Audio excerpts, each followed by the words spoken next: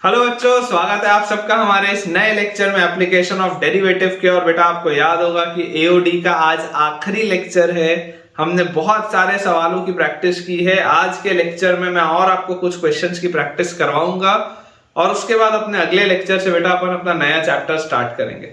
यार मैं तो बहुत एक्साइटेड हूँ आज के लेक्चर के लिए। मुझे पूरी उम्मीद है कि आप भी बहुत ज्यादा एक्साइटेड होंगे, क्योंकि हम इतने सारे क्वालिटी क्वेश्चंस कर रहे हैं। यार मजा तो बहुत आ रहा होगा। तो चलिए बच्चों, आज का अपना लेक्चर स्टार्ट करते हैं। लेकिन आज का इस लेक्चर को स्टार्ट करने के पहले, जैसा कि मैं हर वीडियो में आपको बताता हूं कि बेटा ये मेरा एक हम्बल रिक्वेस्ट है आप सबसे, अगर आपने अभी तक हमारे टेलीग्राम चैनल को ज्वाइन नहीं किया है तो आप हमारे टेलीग्राम चैनल को ज्वाइन करिए, जिसका ज्वाइनिंग लिंक आपको नीचे डिस्क्रिप्शन बॉक्स पर दिख रहा होगा।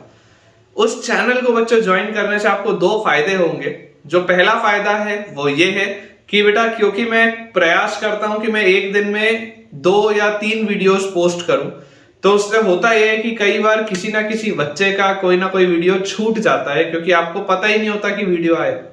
उस चीज से बचने के लिए हमने क्या किया है बेटा, हमने हमारा टेलीग्राम चैनल रखा है, जिसमें कि जिस भी दिन, जितने भी बजे, जिस भी टॉपिक पर मैं यूट्यूब में कोई वीडियो पोस्ट करता हूं, उसका एक क्रिएटिव एज इट इज, उसका एक इंफॉर्मेशन मैं आपके टेलीग्राम चैनल पर भी शेयर करता हूं, ताकि आप बच्चों को हमेशा इस बात की जानकारी हो कि कब कोई नया लेक्चर पोस्ट किया गया है। और जो सेकंड एडवांटेज है बेटा वो क्या है? सेकंड एडवांटेज है कि यार यहाँ पर तो मैं आपको बहुत सारे क्वेश्चंस करवा रहा हूं। तो आप देख ही सकते हैं पिछले ऑलमोस्ट 4-5 लेक्चर से सिर्फ सवालों की प्रैक्टिस चल रही है। 2-2 घंटे के वीडियोस हैं। पिछला वाला लेक्चर मुझे अच्छे से याद है बेटा, 2 घंटे का वीडियो। उसके बाद भी बेटा अगर मैं आपको इतने सवाल करा रहा हूं तो उसका पीछे का मकसद क्या है? मकसद बच्चों बहुत सिंपल सा है कि यार हमें जितने ज्यादा हम क्वेश्चंस की प्रैक्टिस करेंगे, हमारा चांस ऑफ सिलेक्शन उतना हाई होगा। तो बच्चों यही बस पर्पस है, यही प्रयास है, और आप इस प्रयास में जुड़िए। आपका सिलेक्शन करवाना मेरा काम है। आप चैनल को ज्वाइन करिए जल्दी से। टेलीग्राम के नीचे आपको बॉक्स पे उसका ज्वाइनिंग लिंक दिख रहा है, और अपने प्रिपरेशन को नेक्स्ट लेवल पर लेके जाइए। अब अगर बेटा आपने हमारा टेलीग्राम चैनल देखा ही होगा डिस्क्रिप्शन बॉक्स में, तो उसके साथ आपको एक यूट्यूब चैनल का भी लिंक दिख रहा है। भला ये यूट्यूब चैनल कौन सा है? तो बेटा मैं आपको बता दूं कि ये मेरा पर्सनल यूट्यूब चैनल है, क्योंकि मेरा ऐसा मानना है कि जब आप किसी एग्जाम की तैयारी कर रहे होते हैं तो ये बहुत कॉमन सी बात है कि कई बार हमें डीमोटिवेशन आता है, कई बार हमें ऐसा लगता है कि शायद हम इस काबिल है ही नहीं कि हम इस एग्जाम को क्लियर कर पाए। तो ये वाली सारी परिस्थितियों से अपने आप को बचाने के लिए, इन सब चीजों से बचने के लिए बेटा आपको क्या है, ये टेलीग्राम चैनल के साथ साथ यूट्यूब चैनल भी है, जिसमें सिर्फ मोटिवेशनल वीडियोस आएंगे, पॉजिटिव कंटेंट आएगा, ऐसा कंटेंट आएगा जो बेटा आपको पूरी एनर्जी से भर दे और आप अपनी प्रिपरेशन बहुत सॉलिड तरीके से करें। तो आप चाहें तो उस चैनल को भी बेटा एक बार विजिट करके देख लें, और अगर आपको फायदा होता हो तो उसे भी ज्वाइन कर लीजिए। चलिए बनाना स्टार्ट करते हैं बेटा आज का आखिरी लेक्चर। उसके बाद नए चैप्टर की हम शुरुआत करेंगे। अभी कैलकुलस के अपने बेटा 2 चैप्टर्स और बचे हैं, which is differential equation and area under the curve. ठीक है, तो चलिए स्टार्ट करते हैं बेटा अपना आज का लेक्चर। अपने पास क्वेश्चन जो है बेटा दिया हुआ है कि find the maximum value, find the maximum value, find the maximum value of the function, find the maximum value of the function. कौन से फंक्शन का हमको मैक्सिमम वैल्यू बताना है? fx is equal to ln square x divided by x। fx is equal to ln square x divided by x in closed interval half से लेकर 10। fx is equal to ln square x divided by x in closed interval half से लेकर 10। ये अपने पास बच्चों question. अब अगर आपको मान लो इसकी ग्रेटेस्ट वैल्यू बतानी है, ऑब्वियसली सबसे पहले आप इसका क्या करेंगे, डोमेन डिफाइन करेंगे। तो डोमेन आपको बेटा देखो दिखाई दे रहा है कि आप इसमें कोई भी रियल नंबर रख सकते हैं अदर देन 0। डोमेन में आप इसमें कोई भी रियल नंबर रख सकते हैं अदर देन 0, लेकिन अभी भी आप इसमें देखिए ये मिस्टेक है। क्यों? क्योंकि ln स्क्वायर x लिखा है, मतलब आपको x को पॉजिटिव ही रखना पड़ेगा।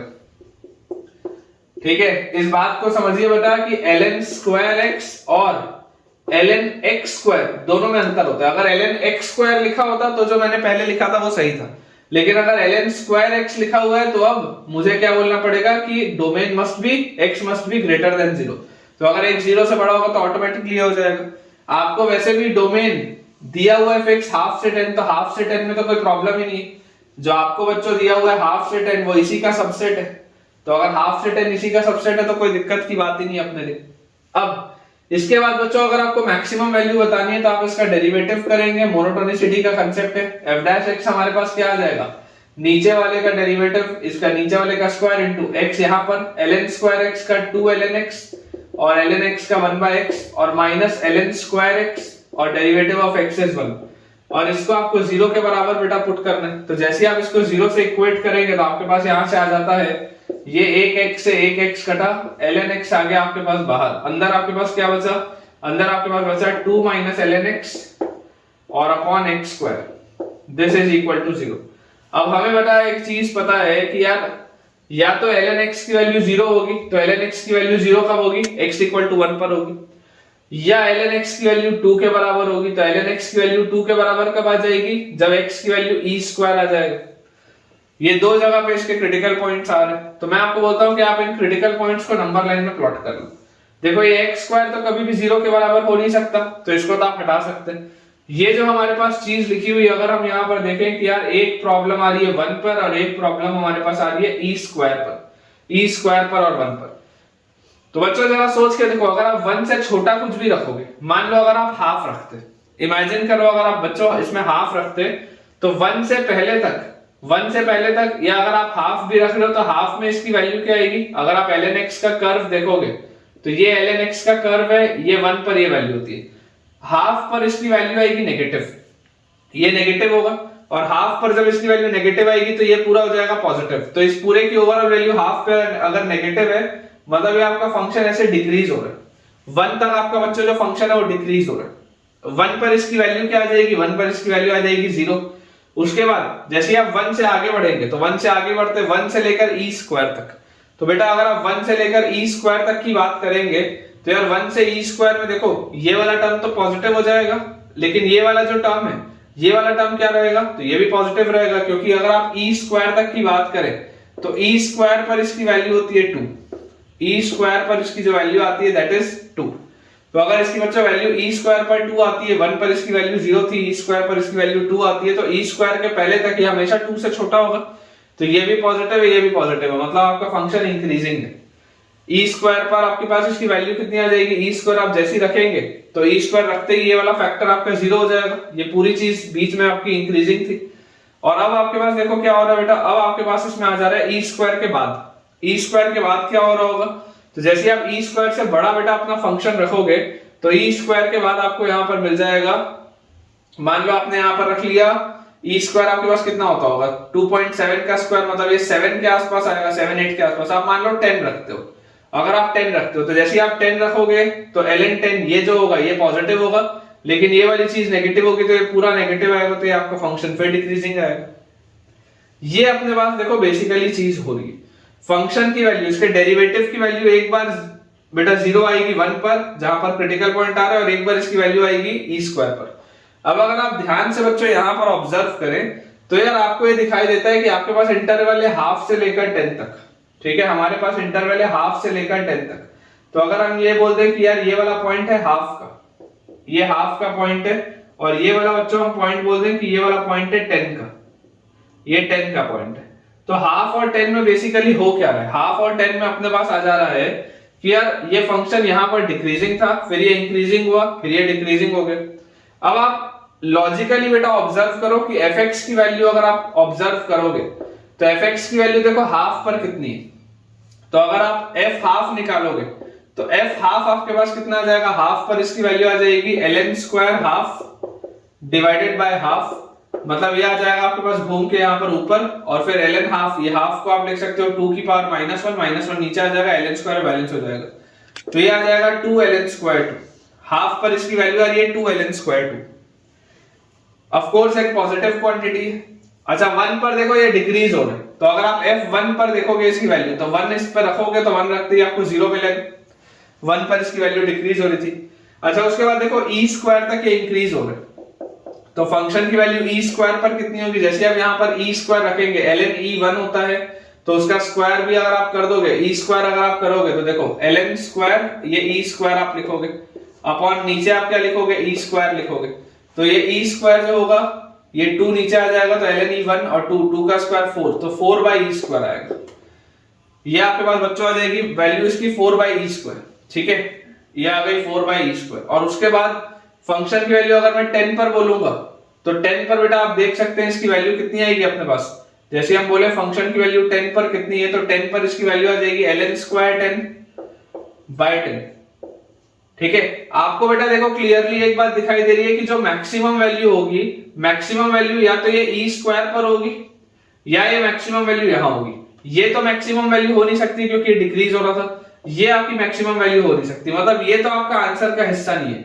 आइदर आपका आंसर होगा 4 बाई ई स्क्वायर या आपका आंसर होगा 2ln स्क्वायर 2। बस अपने को बेटा अब ये वाली चीज कंप्यूट करनी है और इससे अपना आंसर आ जाएगा बच्चों। इसके बाद जैसे ही आप इसको अप्रोक्सीमेट वैल्यू निकाल के देखेंगे तो आपको आ जाएगा कि यार ये जो आता है ना, इसकी अप्रोक्सीमेट वैल्यू ऑलमोस्ट ये 1 के आसपास आता है और इसकी अप्रोक्सीमेट वैल्यू ऑलमोस्ट 0.5 के आसपास आती है। मतलब बेटा ये आपका आंसर होगा, ठीक है। 2ln स्क्वायर 2 आपका आंसर आ जाएगा इस इंटरवल में, हाफ से लेकर 10 तक के बीच में जो मैक्सिमम वैल्यू आएगी ln square x by x की, आप देख सकते हैं। इसका आप अगर चाहें तो डेस्मॉस में बेटा ग्राफ बना के भी देखिएगा, इसकी बेटा मैक्सिमम वैल्यू आ जाएगी 2ln स्क्वायर 2। चलिए अगला देखते हैं। नेक्स्ट अपने पास बच्चों जो उसमें सवाल लिखा हुआ उसमें दिया है कि let p a, b, let p a, b be a point, let p a, b be a point on the parabola, be a point on the parabola y is equal to 4x minus x square, be a point on the parabola y equal to 4x minus x square and is the point nearest to the point A and is the point nearest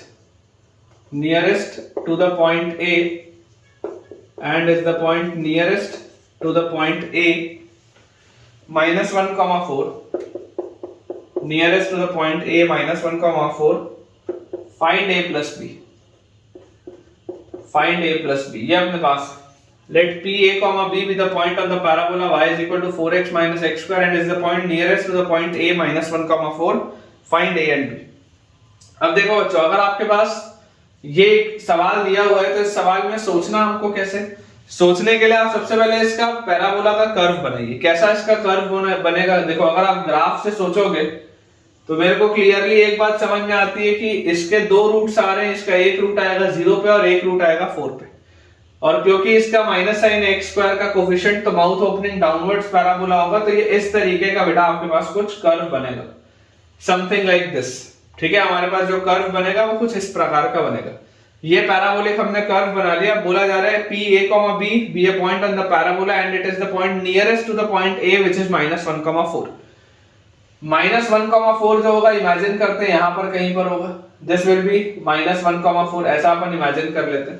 अब अगर यहाँ पर बच्चों कहीं पर minus 1, 4 हमारे पास आ रहा है, ठीक है, 0 पर इसकी वैल्यू आपको 0 मिल रही है, तो यार यहाँ से आपको बोला जा रहा है कि a, b एक ऐसा पॉइंट है, a, b एक ऐसा पॉइंट है जो इस कर्व पर तो लाई कर ही रहा है, साथ ही साथ इसके नियरेस्ट है। अब ये जो नियरेस्ट वाला बेटा कंसेप्ट होता है ना, वो नियरेस्ट वाला कंसेप्ट कैसा होता है कि आप समझो यहां से जब आप इसमें कोई टेंजेंट डालोगे तो ये इसकी नॉर्मल लाइन पर लाई करना चाहिए, तभी तो नियरेस्ट होगा। देखो इनके बीच का जो नियरेस्ट डिस्टेंस होगा वो शॉर्टेस्ट डिस्टेंस कौन सा होगा, परपेंडिकुलर डिस्टेंस होगा ना। इस टेंजेंट से जो भी परपेंडिकुलर डिस्टेंस होगा वही तो होगा शॉर्टेस्ट डिस्टेंस। अदरवाइज तो आप इधर का कोई पॉइंट लोगे या इधर का कोई पॉइंट लोगे तो वो हमेशा आपके पास डिस्टेंस बढ़ा ही आएगा। अगर मुझे नियरेस्ट बोल रहे हैं तो नियरेस्ट कब होगा, जब ये वाला डिस्टेंस शॉर्टेस्ट होगा, और ये वाला डिस्टेंस शॉर्टेस्ट कब होगा, जब ये वाली जो लाइन है, ये वाली लाइन आपकी इस टेंजेंट से पास होती है, a, b से पास होती है। तो हमारे पास देखो a, b में जो सबसे पहला रिलेशन है वो क्या है कि b की वैल्यू जो होगी वो 4a माइनस a स्क्वायर के बराबर होगी। ये सबसे पहला रिलेशन a और b में। उसके बाद हमें क्या पता है कि आप इमेजिन करिए बच्चों, अगर आप इस पर टेंजेंट डालेंगे, अगर आप इस कर्व पर टेंजेंट डालेंगे तो स्लोप अगर आपको निकालना हो, स्लोप एट a, b, तो स्लोप हमारे पास क्या आएगा, dy by dx, ठीक है। dy by dx कौन से पॉइंट पे, dy by dx at point a and b, तो dy by dx की हमारे पास वैल्यू आ जाएगी 4 माइनस x स्क्वायर का 2x, ठीक है। तो ये अपने पास आ जाएगा 4 माइनस 2x, और आप जैसे इसको बोलेंगे a, b पर, तो इसकी वैल्यू आपके पास आ जाएगी 4 माइनस 2 है, इसकी वैल्यू हमारे पास आ जाएगी 4 माइनस 2 है। अब जैसे बच्चों ये मेरे पास आता है 4 माइनस 2 है, तो यार मुझे इससे एक बात समझ में आती है कि इसका जो स्लोप है इस लाइन का स्लोप है 4 माइनस 2 है, बिल्कुल बात सही है। और इसके जो नॉर्मल लाइन होगी, ये वाली लाइन अगर मैं बोल रहा हूँ इसके नॉर्मल लाइन होगी, तो इसका स्लोप क्या आएगा, तो आप 2 पॉइंट फॉर्म लगा के इसका स्लोप निकाल सकते हो। इसका बच्चों आपके पास स्लोप आ जाएगा b minus 4 upon a plus 1। इसका स्लोप 2 पॉइंट फॉर्म से आ जाएगा b minus 4 upon a plus 1। इन दोनों का जो प्रोडक्ट होगा दैट शुड बी माइनस 1। ये बात आपको समझ में आती है कि इन दोनों का प्रोडक्ट आना चाहिए माइनस 1। तो यार यहां से अगर हम इसको बेटा सॉल्व करें तो हमारे पास देखो b की वैल्यू भी आप चाहो तो यहां से लिख सकते हो इसको, और फिर पूरे को आप सॉल्व कर सकते हो। तो अपने पास क्या आ जाता है 4 minus 2a multiplied by b minus 4। तो b minus 4 will be 4a minus a square minus 4, 4a minus a square minus 4, and this will be equal to, ये माइनस टाइम्स है और a प्लस 1 यहां आ जाएगा। ये अपने पास आ जाएगा 4 माइनस 2a इंटू b की वैल्यू आ जाएगी 4a minus a square minus 4 is equal to minus times of a plus 1। Multiply बेटा करते हैं, जैसे 4 से आप मल्टीप्लाई करोगे तो आपके पास आ जाएगा 16a minus 4a square minus 16। सबसे पहले तो यही आ गया 16a माइनस 4a स्क्वायर और माइनस 16, फिर माइनस 2a मल्टीप्लाई करेंगे तो minus 8a square minus 2a इसमें लेके आएंगे तो प्लस 2a क्यूब और फिर आ जाएगा plus 8a। This will be equal to minus a minus 1। तो यहां से अपने पास आ जाता है 2a क्यूब सबसे पहले, फिर 2a क्यूब के बाद बच्चों अगर आप a स्क्वायर वाला टर्म देखोगे तो ये आपके पास आ जाता है माइनस 4 और minus 8। This will B minus 12a square, ये अपने पास आ गया। उसके बाद अपने पास लिखा हुआ है 16a और 8a, दिस इज 24a और उसमें एक a और जुड़ेगा तो प्लस 25a आ गया। ये बात भी बिल्कुल क्लियर है। और उसके बाद बच्चों यहाँ पर देखो आपके पास लिखा हुआ है माइनस 16 और यहाँ माइनस 1 है, तो यहाँ पर आपके पास बचेगा माइनस 15। तो माइनस 15 इज इक्वल टू 0। ये अपने पास यार पूरा का पूरा देखो क्यूबिक आता है, ये अपने पास बच्चों पूरा का पूरा क्यूबिक आता है। अब अगर आप हिट एंड ट्रायल से इसमें सोच के देखो, मान लो आप यहाँ पर इसका फैक्टर बोलते हो 1, तो जैसे आप 1 बोलोगे तो 1 रखते ही देखो ये आ जाएगा 2, 2 minus 12, 2 minus 12 is minus 10, minus 10 और माइनस 15 इज माइनस 25 और a प्लस 25। 1 पे फैक्टराइज हो रहा है, मतलब कि a माइनस 1 इसका फैक्टर होगा a माइनस 1। तो जैसे आप a माइनस 1 यहाँ लिखोगे तो यहाँ आप लिख सकते हो 2a स्क्वायर, तो ये मिल गया 2a क्यूब, फिर आ गया माइनस 2a स्क्वायर, यहाँ माइनस 12 है तो ये आ गया माइनस 10a स्क्वायर। ठीक है, तो माइनस 10a स्क्वायर और minus 2a square minus 12a square हो गया, फिर ये आ गया प्लस 10a, तो यहाँ पे आप लिख सकते हो प्लस 15, तो 15a और 10 25a और माइनस 15। तो यहाँ से अपने पास आ जाता है 2a square minus 10a plus 15 multiplied by a minus 1, this is equal to 0। ठीक है, ये अपने पास बच्चों चीज आ जाएगी। अब आप यहां से देखिए, यहां से इसका आपको कोई रूट मिल रहा है कि जैसे आप b स्क्वायर माइनस 4ac करोगे, b स्क्वायर में 100 और minus 4 into a into c, तो 4 इंटू c से तो आपका 60 और 20, यार इसका तो d लेस देन 0, इस पूरे का d लेस देन 0 मतलब यहां से तो कुछ नहीं मिलेगा, मतलब a की वैल्यू आपके पास आ जाएगी 1, और जैसे बच्चा आपके पास a की वैल्यू 1 आएगी, b की वैल्यू आपके पास आ जाएगी 4 माइनस 1 मतलब 3, तो therefore a will be equal to 1 and b will be equal to 3। ठीक है, b की वैल्यू अपने पास आ जाएगी 3, तो ये जो a, b लिखा हुआ है दिस विल बी 1, 3, और जैसे ही हमारे पास इसकी वैल्यू आ गई 1, 3, ऑटोमेटिकली a प्लस b अपना आंसर कितना आ जाएगा, आंसर विल बी 4। ये आंसर आएगा बेटा। ठीक है, इसका आंसर 4 आ जाएगा। बहुत सिंपल सा ये सवाल था। चलिए नेक्स्ट क्वेश्चन देखते हैं बेटा। अगला बच्चा अपने पास इसमें सवाल दिया हुआ है, the set of values of p, the set of values of p, the set of values of p for which the points, the set of values of p for which the points of extremum of the function, points of extremum of the function, points of extremum of the function, for which the points of extremum of the function fx is equal to x cube minus 3p x square plus 3 into p square minus 1 into x plus 1 lie in the interval lie in the interval -2, 4 is dash। ये सवाल है।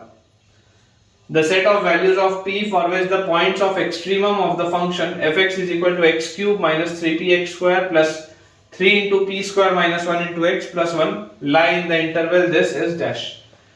तो यार देखिए बेटा, आपके पास basically क्या बोला जा रहा है, आपके पास बोला जा रहा है कि एक फंक्शन है आपके पास और एक्सट्रीमम जो होगा वो इस इंटरवल में होना चाहिए। तो एक्सट्रीमम सबसे पहले तो होगा क्या, आप ये देखिए, एक्सट्रीमम बेसिकली होगा आपका f डैश x के क्रिटिकल पॉइंट, वही होते हैं एक्सट्रीमम। तो आप fx फंक्शन लिखिए, fx फंक्शन आपके पास लिखा हुआ है x cube minus 3px square plus 3 into P square minus 1 into x और प्लस 1, ये हमारे पास है fx। अगर मैं इसका डेरिवेटिव करूं तो f डैश x हमारे पास क्या आ जाएगा, f डैश x हमारे पास आ जाएगा 3x स्क्वायर माइनस 6px और plus 3 into P square minus 1। या इसको आप लिख सकते हैं f डैश x। इसको बेटा अगर आप बोलेंगे कि यार ये जहां जहां पर जीरो हो रहा होगा बेसिकली वहां से आपको क्रिटिकल पॉइंट्स मिलेंगे, जहां जहां पर भी ये चीज जीरो हो रही होगी। तो यार ये 3 का फैक्टर तो आप काट सकते हो, तो आपके पास आ गया x square minus 2px plus P square minus 1 is equal to 0। Clearly बच्चों मुझे दिखाई दे रहा है कि यार ये तो x माइनस पी का whole square minus 1 is equal to 0 लिखा हुआ है। इस 1 को भी आप 1 स्क्वायर लिख सकते हो। तो देखो फैक्टराइज अगर करोगे तो a square minus b square है, तो this will be a minus b into a और plus b, this is equal to 0। तो यहां से बच्चों x की वैल्यू आपके पास आ जाएगी p प्लस 1 या हमारे पास x की वैल्यू आ जाएगी p माइनस 1। ठीक है, x की वैल्यू बेटा आ जाएगी p प्लस 1 या x की वैल्यू आ जाएगी p माइनस 1।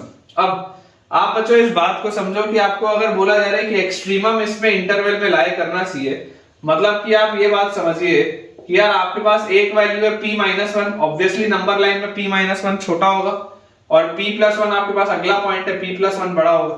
ये बात तो आती है समझ में। हम ये बोलते हैं कि यार ये जो दो पॉइंट्स है वो -2, 4 के बीच में होने चाहिए। These two points must lie between -2, 4। These two points must lie between -2, 4। हमको ये चीज बोली जा रही है। तो यार क्लियरली यहां से मुझे दिखाई देता है कि p प्लस 1 बड़ा है, p माइनस 1 छोटा है। इसका मतलब ये जो p माइनस 1 होगा ये -2 से बड़ा होना चाहिए, मतलब p की वैल्यू -1 से बड़ी होनी चाहिए सबसे पहली बात। और यहां से मुझे समझ में आता है कि p प्लस 1 की वैल्यू 4 से छोटी होनी चाहिए, मतलब p की वैल्यू 3 से छोटी होनी चाहिए। तो इन दोनों को अगर आप सॉल्व करेंगे तो फाइनल आंसर आपके पास क्या आएगा, p बिलोंग्स टू -1 से 3, यही तो आएगा final answer, p belongs to -1 से लेकर 3 तक। ठीक है, अगेन बहुत आसान सा क्वेश्चन था, छोटे छोटे से बेटा सवाल है। ये वो सारे सवाल हैं जिनसे आप सबका कॉन्फिडेंस इंक्रीज होगा। और अगर बेटा आपका कॉन्फिडेंस इंक्रीज हो रहा है तो कमेंट्स में यार एक थम्स अप मुझे आप शो करके दिखाइए। ठीक है, बहुत सारे बेटा मैं आपको बहुत वैरायटी के आज क्वेश्चन करवाऊंगा।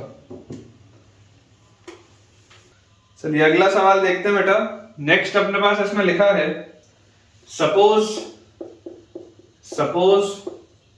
x1 and x2, suppose x1 and x2 are the point of maxima, suppose x1 and x2 are the point of maxima and the point of minima respectively, and the point of minima respectively। ये अपने पास दिया हुआ है कि x1 and x2 are the point of maxima and the point of minima respectively of the function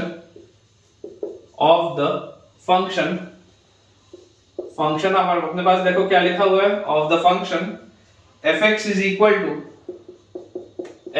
equal to 2x cube minus 9ax square, 2x cube minus 9ax square plus 12a square x plus 1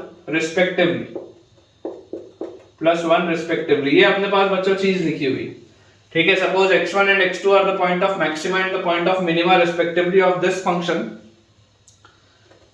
ठीक है, respectively दो बार हो गया यार, respectively of this function, इसको हटा दो यहां से। then for the equality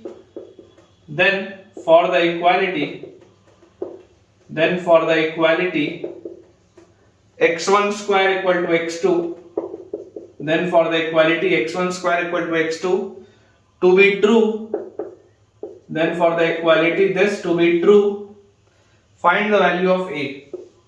Find the value of a. ये अपने पास सवाल है।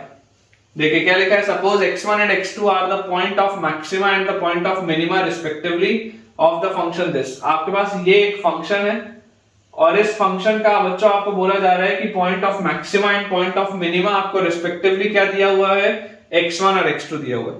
अब मैक्सिमा और मिनिमा का पॉइंट कब मिलता है, जब हम इसका डेरिवेटिव करते हैं, f डैश निकालते हैं। तो मैं आपको बोलता हूं बच्चों कि आप सबसे पहले f डैश x बताओ, f डैश x होगा क्या।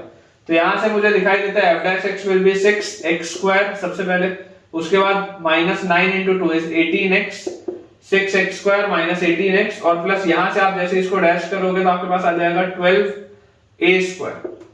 ठीक है, यही आएगा अपने पास f डैश x। ठीक है, दिस कंप्लीट थिंग, यहां पर भी -18ax आएगा, -18ax ये प्लस 12a स्क्वायर। अब f डैश x अगर आपके पास बच्चों 0 होना चाहिए तो देखो सबसे पहले अगर आप 6 का फैक्टर इसमें से काट दें तो अंदर आता है x square -3ax plus 2a square is equal to 0।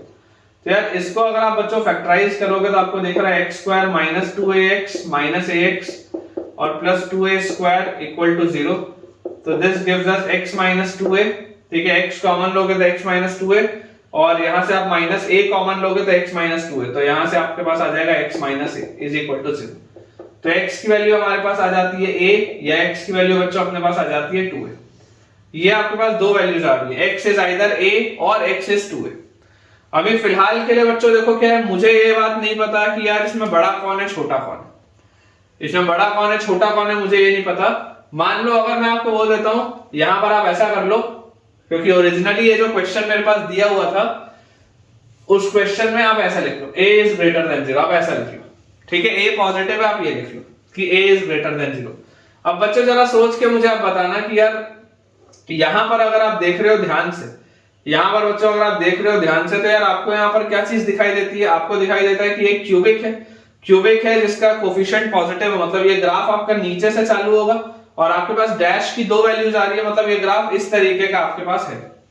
ठीक है, अब अगर इस तरीके का बेटा मेरे पास ग्राफ आ रहा है तो यार मुझे बोला जा रहा है पॉइंट ऑफ मिनिमा और पॉइंट ऑफ मैक्सिमा है x1 एंड x2 रिस्पेक्टिवली। तो यार ये पॉइंट ऑफ, ये आपके पास एक पॉइंट आ गया, ये आपके पास दूसरा पॉइंट आ गया। लेट अस से ये मेरी लाइन इस तरीके से अगर होती, ऐसी अगर बेटा ये मेरा कर्व होता तो ये x1 आता, एक second, x1 is the point of maxima, हाँ x1 is the point of maxima and x2 is the point of minima, ये मेरे पास आता। और क्लियरली बेटा आपको दिखाई दे रहा है कि अगर a पॉजिटिव है, ठीक है, क्योंकि आप यहां से भी देखो देख सकते हो इस बात को कि जैसे आप x की वैल्यू 0 रखोगे, x की वैल्यू 0 पर आपको क्या मिल रहा है, x की वैल्यू 0 पर आपको y की वैल्यू मिल रही है 1। इस तरीके का इसका अगर कुछ ग्राफ होता, समथिंग लाइक दिस, अगर इस तरीके का बेटा इसका कुछ ग्राफ होता, a को मैं आपके लिए पॉजिटिव बोल ही रहा हूं कि यार a भी आपके पास जो है वो पॉजिटिव है। तो जरा आप बच्चों मुझे बस सोच के इसमें बताओ कि यार इस ग्राफ के लिए ये वाली वैल्यू अगर a होती तो ये वाली वैल्यू 2a जस्टिफाई होता। आप इसको थोड़ा ना 2a बोल सकते हो, समझो, आप इसको अगर 2a बोलोगे तो ये a होगा, ऐसा थोड़ा ना होगा। समझ के देखो, अगर आप इसको बेटा 2a बोल दोगे ट्वाइस ऑफ a, तो यार ये फिर a थोड़ा ना होगा, a छोटा है और ट्वाइस ऑफ a बड़ा है, ये बात बहुत ऑब्वियस थी। तो जैसे बेटा ये चीज मैं बोल दूं तो यहां पर लिखा हुआ है then for the equality x1 square is equal to x2, तो x1 का स्क्वायर मतलब a square is equal to x2, x2 मतलब 2a। तो a स्क्वायर का वैल्यू 2a के बराबर कब होगा, जब a 0 के बराबर हो या a 2 के बराबर हो। a 0 के बराबर हो नहीं सकता, मैंने आपको बोला a इज पॉजिटिव, तो a की वैल्यू आ जाएगी बेटा 2 के बराबर। ठीक है, a की वैल्यू अपने पास आ जाएगी 2 के बराबर, बिल्कुल सही। तो इसको देखो सोचने का तरीका समझो, जैसे आपके पास ये क्यूबिक लिखा हुआ है, इस क्यूबिक में अब मुझे बताओ अब सम ऑफ रूट्स क्या है। तो सम ऑफ रूट्स होता है -b/a, जैसे आप करोगे तो -b/a करते this will B 9a/2। Clearly आपको देखो दिखाई दे भी रहा है कि यार इसके जो भी रूट्स आएंगे, देख लो उसके रूट्स पॉजिटिव दिख रहे हैं। फंक्शन की वैल्यू आपको देख लो 0 पर पॉजिटिव मिल रही है। ये सारी की सारी चीजें आपके लिए हो रही है। ठीक है, इसको बच्चे कई बार ग्राफ से ना इंटरप्रेट करके ऐसे भी सोच लेते हैं कि यार हम अगर ये वैल्यूज निकाल रहे हैं तो इसका f डैश के लिए क्रिटिकल पॉइंट क्या है, a और 2a। आप अगर f डबल डैश x निकाल लो, मान लो अगर आप f डबल डैश x निकालो तो आपके पास क्या आ जाएगा 12x, और यहां से आपके पास क्या आ जाएगा -18a। तो अगर मैं यहां से 6 कॉमन ले लूं तो दिस विल बी 2x - 3, ये मेरे पास आ जाएगा एफ डबल डैश एक्स। और जैसे बेटा ये मैं एफ डबल डैश एक्स निकालूंगा तो अब देखो जैसे आप यहाँ पर ए रखोगे तो ये पूरी चीज क्या आएगी, ए जैसे आप यहाँ पर बेटा रखोगे तो 2a minus 3a at x equal to a, at x equal to a, ये जो पूरी चीज है ये नेगेटिव आ जाएगी। तो एफ डबल डैश एक्स या एफ डबल डैश ए, एफ डबल डैश ए ये नेगेटिव आएगा आपके पास, x इक्वल टू ए पर एफ डबल डैश नेगेटिव आएगा, मतलब ये वाला पॉइंट किसका होना चाहिए, मैक्सिमा का पॉइंट होना चाहिए। तो देख लो मैक्सिमा का पॉइंट आ रहा है x equal to A. Similarly अगर मान लो आप बेटा x इक्वल टू 2a डालोगे तो at x equal to 2a, at x is equal to 2a, तो x इक्वल टू 2a डालते ही मेरे पास क्या आ जाएगा, यहाँ पर जैसे मैं 2a रखूंगा 4a माइनस 3a, ये a आएगा। तो f double dash 2a will be positive, और अगर f double dash 2a positive आ रहा है मतलब this will be the point of minima. ये बच्चों आपके पास मिनिमा का पॉइंट आ जाएगा 2a वाला। तो आप जिस भी तरीके से चाहें आप इसे इंटरप्रेट कर सकते हैं। सवाल आपके सामने बेटा मैंने अच्छे से इसको सॉल्व कर दिया है। अगला बच्चों अपने पास सवाल इसमें दिया हुआ है, if a function fx, if a function fx is continuous for all x, if a function fx is continuous for all x, हर जगह ये फंक्शन बच्चों कंटिन्यूअस है, and if fx has a relative maxima, and if fx has a relative maxima, and if fx has a relative maxima at minus 1 comma 4, a relative maxima at minus 1 comma 4 and a relative minima, and a relative minima and a relative minima at 3 comma minus 2, at 3 comma minus 2 and a relative minima at 3 comma minus 2, then which of the following statements, then which of the following statements, then which of the following statements, इनमें से कौन कौन सा statement, then which of the following statements must be true, must be true। ये अपने पास बच्चों question है, ठीक है। अब देखिए मैं बेटा इसके जो ऑप्शंस हैं आपको ऑप्शंस में इसके दे देता हूं। फर्स्ट ऑप्शन अपने पास लिखा हुआ है the graph of fx, the graph of fx, the graph of fx has a point of inflection, has a point of inflection, the graph of fx has a point of inflection somewhere between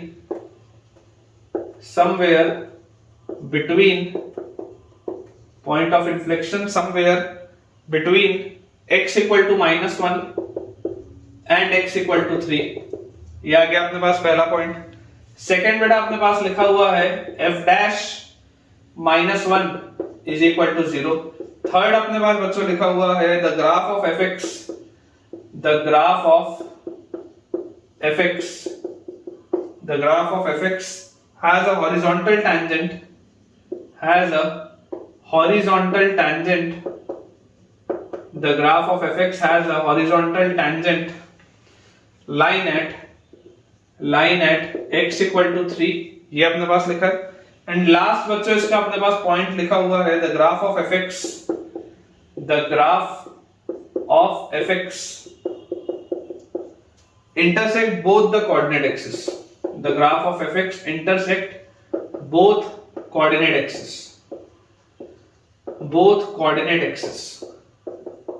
ये अपने पास बच्चों सवाल है, ठीक है। देखिए ध्यान से इसमें समझिएगा, लिखा है कि if a function fx is continuous, आपको सिर्फ कंटिन्यूटी की बात हो रही है, डिफरेंशिएबिलिटी की बात नहीं हो रही है। इस पॉइंट को ध्यान से समझिएगा, आपको फंक्शन केवल कंटिन्यूअस कहा गया, डिफरेंशिएबिलिटी पे कमेंट नहीं किया गया, मतलब कि डिफरेंशिएबल हो भी सकता है और नहीं भी हो सकता। If a function fx is continuous for all x and if f has relative maxima at -1, 4 and a relative minima at 3, -2, मतलब आप इमेजिन करिए अगर बेटा मैं इसका ग्राफ बनाऊं, ठीक है। अक्सर इसका बच्चे देखो ग्राफ कैसा बनाते हैं मैं आपको बता देता हूं कि आपके पास आ रहा है -1, 4 पे, -1, 4 पे आपके पास आ रहा है रिलेटिव मैक्सिमा एंड 3, -2 पे, 3, -2 पे आपके पास आ रहा है रिलेटिव मिनिमा। तो बच्चे इसका ग्राफ अक्सर ऐसा बना लेते हैं। कई बार मैंने देखा है कि बेटा बच्चे इसका ग्राफ कुछ इस तरीके का बना लेते हैं। आपको ऐसा बोला ही नहीं जा रहा, आपको तो एक नॉर्मल सी बस बात बोली जा रही है कि यार यहाँ पर आपके पास रिलेटिव मैक्सिमा आ रहा है, यहाँ पर आपके पास रिलेटिव मिनिमा आ रहा है, ठीक है, 3, -2 पे, this is 3, -2 and this is -1, 4। तो अगर बेटा ये हमारे पास देखो चीज लिखी हुई है, अब अगर आप ऐसा इसका ग्राफ बना के देखोगे, अगर आप इस तरीके का ग्राफ इसका बना के देखोगे तो आपको जरूर लगेगा कि f डैश -1 0 हो रहा होगा, क्योंकि इस पे हॉरिजॉन्टल टेंजेंट आ जाएगा, ऐसा लगेगा। यहाँ पर आपको लगेगा graph of fx has a horizontal tangent at x = 3, ये भी आपको लगेगा x = 3 पे हॉरिजॉन्टल टेंजेंट आ रहा है। फिर ये आपको दिख रहा है कि graph intersect both the coordinate axis, ये भी बात सही है। फिर the graph of fx has a point of inflection somewhere between -1 and 3, जरूरी नहीं है पॉइंट ऑफ इन्फ्लेक्शन -1 और 3 के बीच में हो भी सकता है, नहीं भी हो सकता। तो कॉमन मिस्टेक इस सवाल में क्या होती है, कॉमन मिस्टेक जो बच्चे इस सवाल में करते हैं वो बेटा इसका आंसर दे आते हैं बी, सी एंड डी। मान लो अगर ये मोर देन 1 करेक्ट में भी आ जाए तो बच्चे कॉमनली इसका आंसर दे आते हैं बी, सी एंड डी। लेकिन बेटा मैं आपको बता दूं कि इसका आंसर सिर्फ और सिर्फ डी सही है, बी और सी नहीं है सही।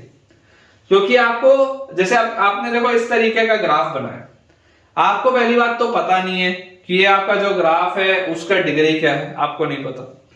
फिर आपको बेटा ये भी नहीं पता कि इसमें डिफरेंशिएबिलिटी की बात हो रही है या नहीं। इमेजिन करिए अगर बेटा मैं आपके लिए इस तरीके का ग्राफ बनाऊं, ठीक है, मैं अगर आपके लिए कुछ एक ऐसा ग्राफ बना दूं कि यार यहाँ पर -1, 4 ये मेरे पास पॉइंट है, तो ये एक ऐसा अपन ने ग्राफ बना लिया, इस पैटर्न में अपन एक ग्राफ बना लेते हैं ऐसा, ये दिस इज -1, 4, ठीक है। और इसके बाद ये अपने पास ये शार्प कॉर्नर है, थोड़ा इसको ठीक से बना लेते हैं ऐसा, ठीक है। ये अपने पास देखो एक शार्प कॉर्नर आ रहा है -1, 4 पे। उसके बाद आपके पास है 3, -2 पे रिलेटिव मिनिमा आ रहा है, तो 3, -2 यहां पर होगा। तो अगर 3, -2 यहां पर होगा तो यहां से यहां जा रहा होगा इस तरीके से, और फिर मान लो ऐसा चला गया। इमेजिन करो अगर मैं ये ग्राफ बोलूं, अभी भी ये -1, 4 पे, अभी भी बच्चों -1, 4 पे आपके पास ये रिलेटिव मैक्सिमा है, और 3, -2 पर अभी भी ये रिलेटिव मिनिमा है। इसमें कोई प्रॉब्लम नहीं, इसमें अपने को कोई भी प्रॉब्लम नहीं है। मैं आपको सिर्फ ये चीज बच्चों बोल रहा हूं कि यार जरूरी थोड़ी ना है कि आपके पास इस तरीके का एक कर्व आएगा जिसमें अच्छे से स्मूथ कॉर्नर्स होंगे। अगर ऐसे शार्प एजेस हुए, इमेजिन करो अगर बेटा शार्प एजेस हुए, तो क्या मैं कभी भी हॉरिजॉन्टल टेंजेंट या डिफरेंशिएबिलिटी की बात कर पाऊंगा? क्या कर ही नहीं पाऊंगा। मुझे अगर फंक्शन बोला हुआ होता कि function is a differentiable function, तो ये ग्राफ होता, तो ये आंसर होता। लेकिन अगर बेटा मुझे बोला जा रहा है कि function is a continuous function, तो यार ये भी कंटीन्यूअस फंक्शन है। ये आपको बोला जा रहा है देखो विच of the following statements must be true, कौन कौन से स्टेटमेंट सही होने ही चाहिए, 100% कौन कौन से स्टेटमेंट सही ही होंगे, तब आपके पास आंसर क्या आएगा? सिर्फ डी आएगा। कि 100% ये बात तो श्योर है कि बोथ द कोऑर्डिनेट एक्सिस को वो क्रॉस करेंगे, क्योंकि एक साइड रिलेटिव मैक्सिमा पॉजिटिव में है, रिलेटिव मिनिमा मिनिमम में है, तो नीचे कटेगा ही कटेगा। तो अगर यहां से यहां तक ये जाएगा ही जाएगा, क्योंकि फंक्शन कंटीन्यूअस है, तो ऑटोमेटिकली दोनों कोऑर्डिनेट एक्सिस को कट करेगा। ये बात आती है समझ में। लेकिन बाकी चीजों के लिए आप 100% बेटा सही होके नहीं बोल सकते, ठीक है। तो it is a good question, इसका आंसर बच्चों आएगा सिर्फ और सिर्फ डी ऑप्शन, ठीक है। इस बात को ध्यान रखेंगे अपन, और इन केस आपको थोड़ा भी इसमें डाउट होगा तो आप बच्चों कमेंट सेक्शन में पूछ सकते हैं। अगला बच्चों अपने पास देखिए जो सवाल लिखा है उसमें दिया हुआ है late fx is equal to 2x cube minus 3 into 2 plus p x square plus 12px plus ln 16 minus p square, ठीक है। ये अपने पास बच्चों fx फंक्शन दिया हुआ है, फिर लिखा है if fx has exactly 1, if fx has exactly 1 local maxima, exactly 1 local maxima and local minima, exactly 1 local maxima and local minima, if fx has exactly 1 local maxima and local minima, then find the number of integral values of p, then find the number of integral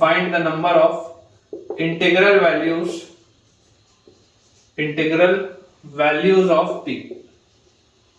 integral values of P. ये अपने पास बच्चों सवाल है, क्या लिखा हुआ है, let F X is equal to 2x cube minus thrice of 2 plus P X square plus 12 P X plus ln 16 minus P square.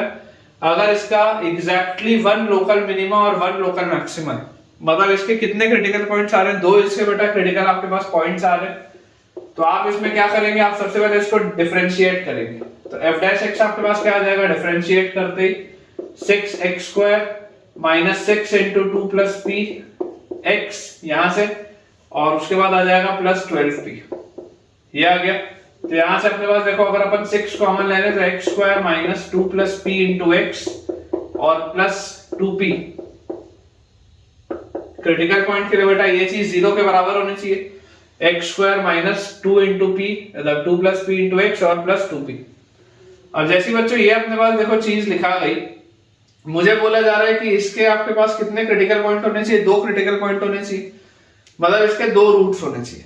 तो अगर इसके दो रूट्स होने चाहिए, इसका मतलब इसका d ग्रेटर देन 0 होना चाहिए। ये बात आती है समझ में कि अगर आप इसके दो रूट्स चाहते हैं तो इसका d ग्रेटर देन 0 होना चाहिए। एक बेटा चीज और है कि यहां पर देखो, ये जो 16 माइनस पी स्क्वायर है वो लॉग के आगे लिखा हुआ है, तो यहां पर आपको लिखना पड़ेगा also 16 minus P square must be greater than 0, नहीं तो गड़बड़ हो जाएगी। यहां से जो आंसर आएगा और यहां से जो आंसर आएगा, दोनों में जो कॉमन होगा वो फाइनल आंसर होगा, क्योंकि आपका ओरिजिनल सवाल भी तो सेटिस्फाई होना चाहिए।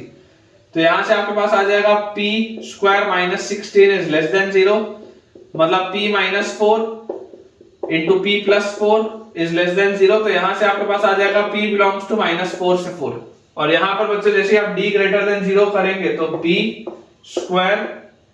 Square minus 4 into a into c, this should be greater than 0। तो यहां से अपने पास आ जाएगा 4 plus p square plus 4p minus 8p should be greater than 0। तो ये आ जाता है p माइनस 4 का होल स्क्वायर, ठीक है। यहां से अपने पास आ जाता है बेटा p माइनस 4 या p माइनस 2 का होल स्क्वायर, p माइनस 2 का whole square should be greater than 0, ठीक है।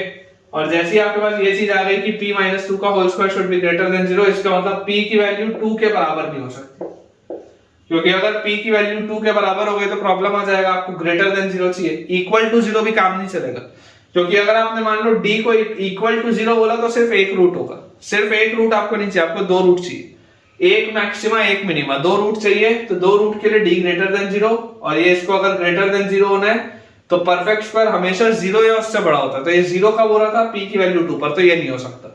और ये बोल रहा है माइनस 4 से 4, तो नंबर ऑफ इंटीग्रल वैल्यूज पूछा जा रहा है, नंबर ऑफ इंटीग्रल वैल्यूज। तो नंबर ऑफ इंटीग्रल वैल्यूज अपने पास कौन कौन सी p की वैल्यूज हो सकती है, p की वैल्यू -3 हो सकती है, -2 हो सकती है, -1 हो सकती है, 0 हो सकती है, 1 हो सकती है, 2 नहीं हो सकती, 3 हो सकती है।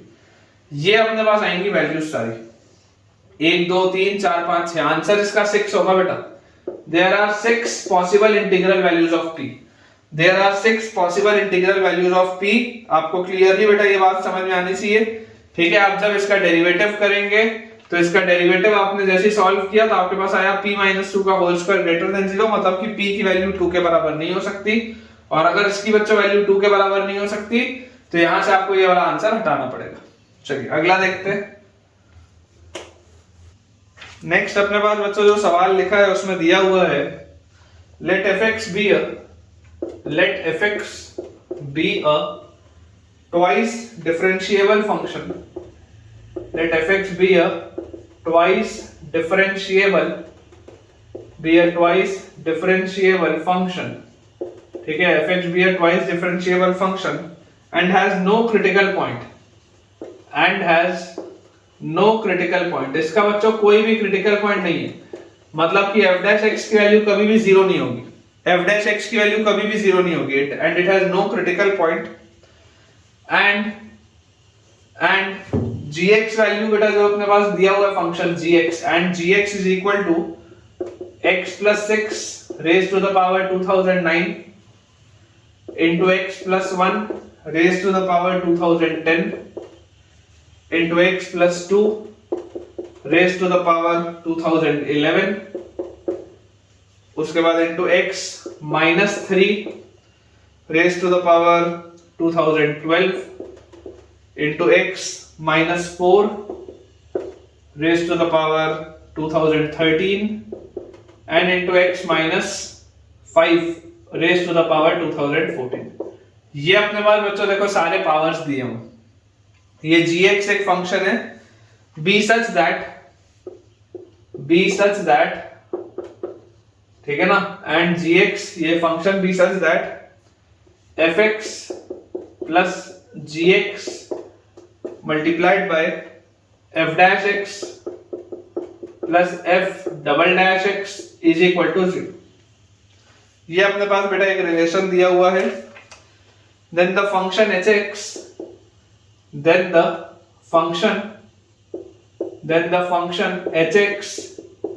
is equal to f square x plus f dash x का square. hx is equal to f square x plus f dash x का स्क्वायर। और इसके बाद बेटा चार ऑप्शन हैं जो मैं आपके लिए नोट कर देता हूं। ये बच्चों अपने पास देखो चारों ऑप्शन दिए हुए हैं। मैं एक बार आपके लिए क्वेश्चन रीड करता हूं। क्या लिखा है, fx एक ट्वाइस डिफरेंशिएबल फंक्शन है, तभी डबल डैश तक जा रहा है। It is a twice differentiable function and it has no critical point. तो सबसे पहली बात तो यार, अगर मुझे दिखाई दे रहा है कि इसका कभी कोई भी क्रिटिकल पॉइंट नहीं होता, तो नो क्रिटिकल पॉइंट मतलब क्या है? नो क्रिटिकल पॉइंट का मतलब होता है कि f डैश x की वैल्यू कभी भी 0 के बराबर नहीं हो सकती। अगर इसका कभी भी बच्चों कोई भी क्रिटिकल पॉइंट नहीं है, मतलब f डैश x की वैल्यू कभी भी 0 के बराबर नहीं हो सकती, पहली बात। तो ये चीज तो हो गई क्लियर। फिर लिखा जा रहा है gx एक ये फंक्शन दिया हुआ है सच दैट ये एक कोई रिलेशन है जिसका हो सकता है हमको यूज आएगा, ये एक रिलेशन है। देन द फंक्शन ये, अब ये जो आपके पास फंक्शन दिया हुआ है ये मोनोटोनिकली इंक्रीजिंग है कि इन्फ्लेक्शन है कि मैक्सिमा है कि मिनिमा है, आपको hx पर चेक करना है। तो बेटा जिस भी फंक्शन के लिए आपको ये सब चीजें चेक करनी पड़ती हैं, आपको उसका डैश निकालना पड़ता है।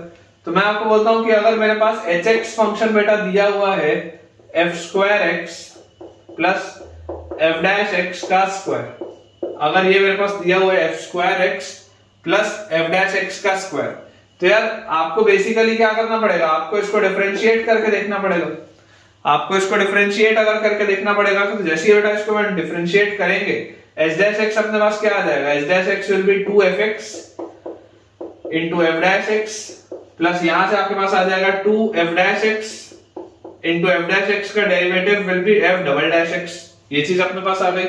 देखो इन दोनों में से बच्चों अपने पास twice of f dash x बाहर निकलता है, ब्रैकेट के अंदर आपके पास मिलेगा fx plus f double dash x, ये आपको ब्रैकेट के अंदर मिलेगा। जैसे मैं आपको बोल रहा हूं कि अब ये आपके पास जो रिलेशन आया, अब आप यहां से देखो fx plus f double dash x, ये fx plus f double dash x, इसकी बेसिकली वैल्यू क्या है, this is minus gx into f dash x, fx plus f double dash x, इसकी वैल्यू आपके पास ये लिखी होगी माइनस टाइम्स दिस, तो ये आपके पास आ जाएगा 2f dash x multiplied with, ये जो उधर जाएगा तो आपके पास आ जाएगा minus gx into f dash x, तो माइनस यहाँ पे आ जाएगा gx into f dash x, तो इसका आपके पास आ जाएगा स्क्वायर। ये चीज अपने पास आ जाएगी। जैसे हमने h डैश x निकाला, ये अपने पास आ गया h डैश x। अब बच्चों आपको एक चीज पता है कि अगर आपको monotonically increasing, decreasing, maxima, minima, inflection ये सब देखना है, तो h डैश x को आपको कंप्यूट करना होता है। तो आपके पास बेसिकली इसका जो क्रिटिकल पॉइंट है, आप इसको 0 के बराबर पुट करके देखोगे, ये जो h डैश है इसको आपको 0 के बराबर पुट करके इवैल्यूएट करना होगा। तो यार मैं आपको ये बोलता हूं कि देखो f डैश x तो आपको पता है नॉन जीरो है, f डैश x कभी भी 0 नहीं हो सकता, मतलब ये वाला फैक्टर तो खत्म हो गया, ये कभी 0 नहीं हो सकता, ये -2 भी खत्म हो गया, तो मतलब बचा क्या, कुल मिला के जो सारी बेटा कहानी लिखी हुई है, कुल मिला के सिर्फ hx आपको चेक करना है। ये जो gx है बेटा आपको सिर्फ यही चेक करना है, जो gx आपके पास लिखा हुआ है। तो gx का जहां जहां पर क्रिटिकल पॉइंट आएगा आप उसके हिसाब से चेक करेंगे। ये नॉन जीरो है, बाकी सारी चीजें आपकी बैलेंस हो रही हैं, तो आपको सिर्फ चेक बेसिकली क्या करना है, आपको बेटा चेक करना है gx को। देखो इसको मैं थोड़ा सा ठीक से एक बार और लिख देता हूं ताकि आपको कंफ्यूजन ना हो बिल्कुल भी, है ना। इसको जैसे बेटा आपने h डैश निकाला, तो यहां से आपके पास आ जाएगा -2gx into f dash x का स्क्वायर, ये आपके पास आएगा। अब आपको पता है ये वाला फैक्टर कभी भी 0 नहीं हो सकता, तो आपको जो भी बेटा चेक करना है वो इतने को ही चेक करना है, माइनस साइन को और gx को। ये माइनस साइन को बेटा भूलेंगे नहीं तो प्रॉब्लम आ जाएगा, माइनस साइन को और gx को आपको यही बस चेक करना है।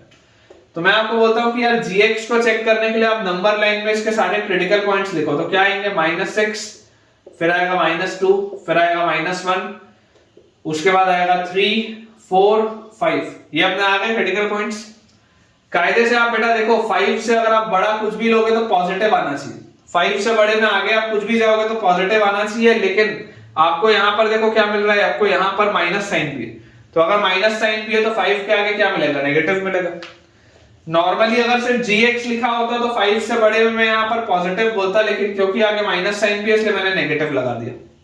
अब हम 5 से अगर जस्ट पहले देखें या 5 पर देखें तो देखो 5 पर आपके पास इवन पावर है, अगर बच्चों 5 पर इवन पावर है तो ये सेम साइन रिपीट होगा, अपन ने पढ़ाई है मेथड ऑफ इंटरवल में। फिर 4 पर देखो, 4 पर ऑड पावर है, साइन चेंज। फिर 3 पर देखो, 3 पर इवन पावर है, साइन सेम।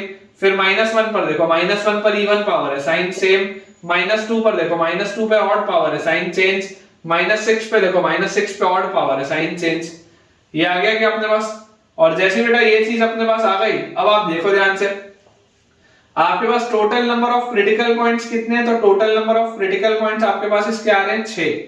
टोटल ऐसी 6 जगह है जहां पर ये gx की वैल्यू 0 होगी, और जहां जहां पर भी gx 0 होगा वहां पर बेसिकली h' 0 होगा, और अगर h' 0 होगा तो आपके पास वो क्रिटिकल पॉइंट आ जाएंगे hx के। तो यार अगर मैं यहाँ पर देखूं तो ये प्लस से माइनस जा रहा है, h' जो है वो प्लस से माइनस जा रहा है, तो बेटा अगर ये प्लस से माइनस जा रहा है इसका मतलब इसका स्लोप कैसा वाला होगा, इस तरीके का होगा। यहाँ पे प्लस था, देखो इसका स्लोप यहाँ पे प्लस था फिर माइनस गया तो ये आपके पास आ गया। फिर ये माइनस से प्लस जा रहा था, ऐसा होगा।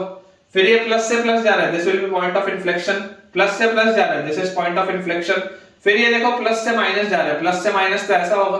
फिर ये माइनस से माइनस जा रहा है, this will again B the point of inflection. ये चीज अपने पास आ जाएगी, मतलब कि मुझे दिख रहा है कि ये जो ये है कैपिटल, ये -6 है कैपिटल M, फिर ये -2 बेटा आपके पास है स्मॉल m मिनिमा। उसके बाद बेटा ये इन्फ्लेक्शन, यहां पर भी देखो ये आपके पास प्लस से माइनस जा रहा है तो दिस इज कैपिटल M, और फिर इन्फ्लेक्शन। तो मुझे इसमें क्या बोला जा रहा है, मुझे इसमें बच्चों बोला जा रहा है it is monotonically increasing in -2 से 4, -2 से लेकर 4 तक, -2 से लेकर बच्चों 4 तक। देखो यहाँ पर मिनिमा था, मिनिमा के बाद ये प्लस आया, फिर प्लस आया, फिर प्लस आया, फिर मैक्सिमा आया, मतलब ये इंक्रीज ही होता जा रहा है।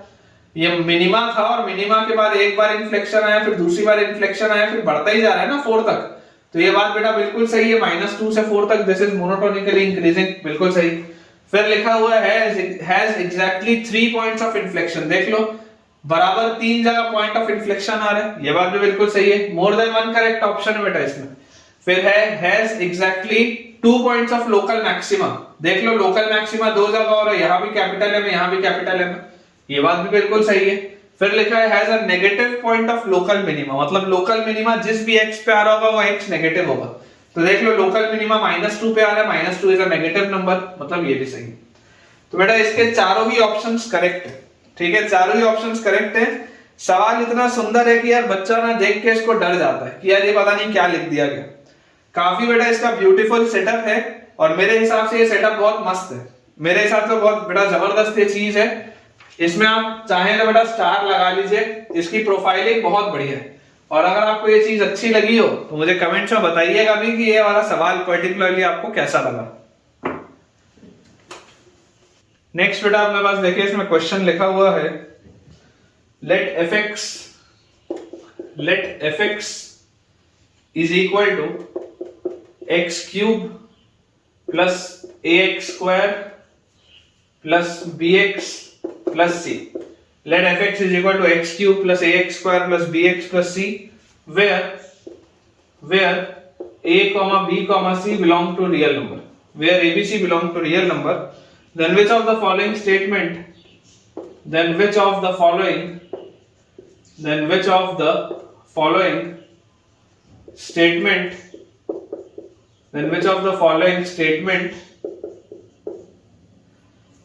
is are correct।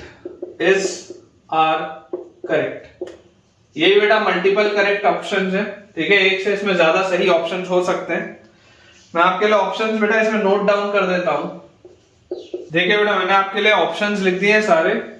हमें बोला जा रहा है fx एक क्यूबिक है, ठीक है, इस क्यूबिक का लीडिंग कोफिशिएंट जो है वो 1 है, which is a positive number. ये बात अपने को समझ में आती है। Where abc are real numbers, which of the following statement is are correct, कौन कौन से स्टेटमेंट सही होंगे। लिखा हुआ है बेटा if the equation fx equal to 0 has exactly one real root then fx must be strictly increasing। अब आप समझने की देखिए कोशिश करिए कि इसमें क्या क्या हो सकता है। अगर मान लीजिए आपके पास इस तरीके का कोई एक कर्व बनता है, ऐसा मान लीजिए आपके पास इस तरीके का कुछ एक क्यूबिक बनता है, तो अगर इस तरीके का बेटा अगर आपके पास क्यूबिक बनेगा तो ये बात तो बिल्कुल सही है कि एक रियल रूट होगा, और यहां पर कहीं पर जैसे ही आपके किसी एक पॉइंट पे इन्फ्लेक्शन चेंज होगा, बेसिकली पॉइंट ऑफ इन्फ्लेक्शन क्या होता है, जहां पर कर्व अपनी कॉन्केविटी बदलता है, यहाँ पर कॉन्केव डाउन है, यहाँ पर कॉन्केव अप है, तो जैसी कोई आपके पास एक पॉइंट ऑफ इन्फ्लेक्शन आएगा और ये हमेशा आपके पास इंक्रीजिंग कर्व होगा, ऐसा लगता है देख के, लेकिन क्या ये हमेशा सही है? ये हमेशा सही नहीं है बेटा, ऐसा भी तो ग्राफ हो सकता है। आप जरा सोच के देखिए, क्या इसका ऐसा ग्राफ नहीं हो सकता क्या? अगर इस पैटर्न का ग्राफ हो जहां पर पॉइंट ऑफ इन्फ्लेक्शन ना आ रहा हो, जहां पर बेटा आपके पास दो क्रिटिकल पॉइंट आ रहे हो और अभी भी एग्जैक्टली एक ही रियल रूट है, तो लिखा है if the equation fx equal to 0 has exactly one real root then fx must be strictly increasing. It can be, it will not be, हमेशा must be नहीं होगा, must be बेटा गलत हो गया, it must be strictly increasing is wrong, it can be strictly increasing चलेगा कि हो सकता है, लेकिन it will be strictly increasing या it must be strictly increasing ये बात गलत है, ठीक है? तो बेटा इस तरीके का भी तो ग्राफ हो सकता है, तो अगर इस तरीके का ग्राफ आ गया तो ये स्ट्रिक्टली इंक्रीजिंग तो नहीं है, दिस इज नॉट मोनोटोनिक, यहाँ तो इंक्रीज भी हो रहा है डिक्रीज भी हो रहा है, रियल रूट एक ही, मतलब कि ऑप्शन जो ए है बेटा ये तो गलत है। फिर लिखा हुआ है if fx has a negative point of local minima, अगर मान लीजिए आपको बोल दिया जाता है कि fx का नेगेटिव पॉइंट पर कोई लोकल मिनिमा आ रहा है, ये बात तो 100% श्योर है कि अगर क्यूबिक है और लीडिंग कोफिशिएंट पॉजिटिव है तो शुरुआत तो इसकी नीचे से ही होगी, शुरुआत यहीं से इसकी होगी। बोला जा रहा है if fx has a negative point of local minima then both the root of equation f dash x equal to 0 must be negative and distinct।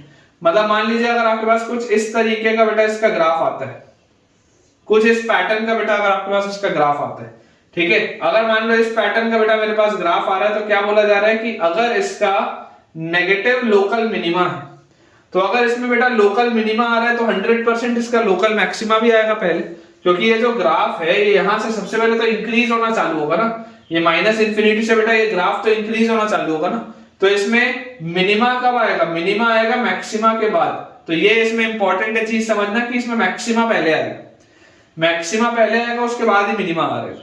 और अगर मुझे बोल दिया गया कि it has a negative point of local minima, मतलब अगर minima भी नेगेटिव साइड में आ रहा है तो 100% मैक्सिमा भी नेगेटिव साइड में ही होगा, तो आपके पास देखो क्या हो गया, मैक्सिमा भी नेगेटिव साइड में है, मिनिमा भी नेगेटिव साइड में है, then both the roots of the equation f dash x equal to 0। f dash x मतलब क्या, ये डेरिवेटिव जहां पर 0 हो रहा है, f dash x मतलब जहां पर ये हॉरिजॉन्टल टेंजेंट आ रहा है, तो both the roots of the equation f dash x equal to 0 must be negative and distinct. बिल्कुल सही सी बात है कि यार f dash x जहां जहां पर भी 0 होगा, ये जो दोनों उसके रूट्स आएंगे f dash x के, ये नेगेटिव होंगे और डिस्टिंक्ट होंगे, तो ये वाला ऑप्शन बेटा बिल्कुल सही, this is correct.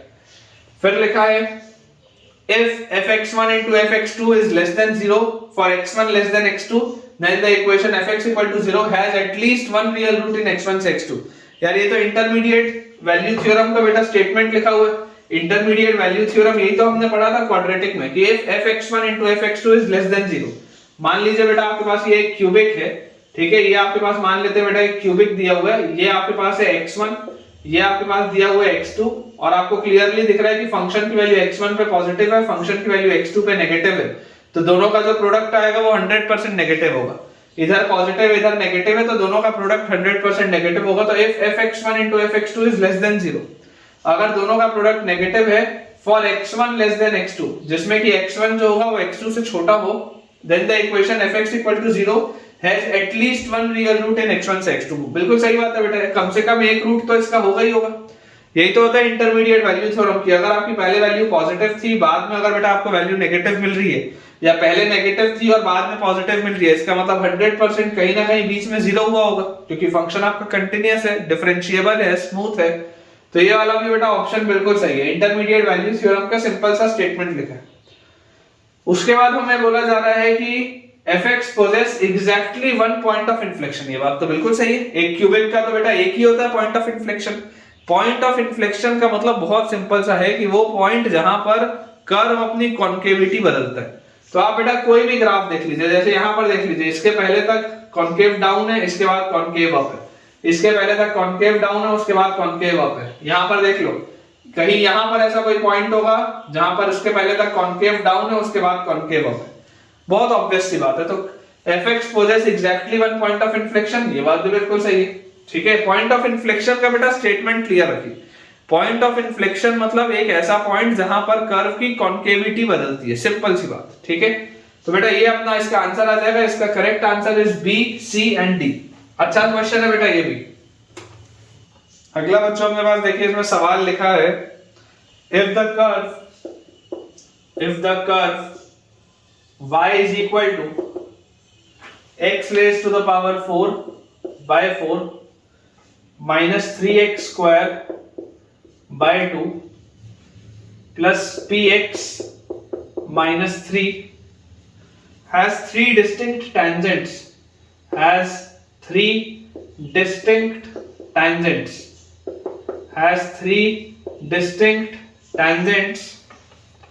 parallel to x-axis, has three distinct tangents parallel to x-axis, find p। अच्छा क्वेश्चन है बेटा, इसमें मिस्टेक होता है। क्या मिस्टेक होता है मैं आपको ये बताऊंगा, स्टार लगा लेंगे। It is a good question. ठीक है, ऑप्शन बेटा मैं आपको दे देता हूं। फर्स्ट ऑप्शन आपके पास है -1, सेकंड ऑप्शन है आपके पास 0, थर्ड ऑप्शन बच्चों आपके पास दिया हुआ है 1 एंड फोर्थ ऑप्शन आपके पास दिया हुआ है 2। ये भी बेटा मोर देन 1 करेक्ट है। This is also more than 1 correct है। लिखा है the curve this has 3 distinct tangents parallel to x axis. बोलने का मतलब क्या है, कोई भी बेटा अगर आपके पास कर्व हो उसमें अगर आपको बोला जा रहा है कि tangent is parallel to x axis, मतलब कि वहां पर f डैश x की वैल्यू 0 हो रही होगी। आपके fx का क्रिटिकल पॉइंट होगा, वो बहुत सिंपल सी बात है। तो आपको बोला जा रहा है कि इसका ये जो डिग्री 4 का इक्वेशन है, इसके 3 क्रिटिकल पॉइंट है। इसके अगर बेटा 3 क्रिटिकल पॉइंट आपको बोले जा रहे हैं, इसका मतलब क्या है? इसका मतलब बहुत सिंपल सा है कि आप जैसे f डैश x निकालेंगे या बेटा आप dy by dx करेंगे, तो dy by dx आपके पास क्या आ जाएगा? इसको डिफरेंशिएट करते ही 4 नीचे उतरेगा तो यहाँ पे आया x क्यूब। इसको डिफरेंशिएट करते ही 2 से 2 कटेगा तो आएगा -3x। इसको डिफरेंशिएट करते ही आएगा p। ये आ गया आपके पास एक क्यूबिक। अब इस क्यूबिक में बेटा जो खास बात है, इस क्यूबिक की खास बात आपके पास ये है कि इस क्यूबिक के आपको बोले जा रहे हैं कि 3 डिस्टिंक्ट रूट्स होने चाहिए, x1, x2 and x3। This cubic must have 3 distinct roots, x1 and x2 and x3। अब अगर बेटा मेरे पास इसके 3 डिस्टिंक्ट रूट्स होने चाहिए, ठीक है, तभी तो आपके पास 3 टेंजेंट्स आएंगे। बेसिकली अगर आपने 3 x1, x2, x3 अलग-अलग निकाल लिए तो आपके पास 3 टेंजेंट आ जाएंगी। तो यार अगर मुझे इसके 3 डिस्टिंक्ट रूट चाहिए तो क्यूबिक है, x क्यूब का कोफिशिएंट पॉजिटिव है, मतलब ये इस पैटर्न का बेटा आपका कर्व होगा।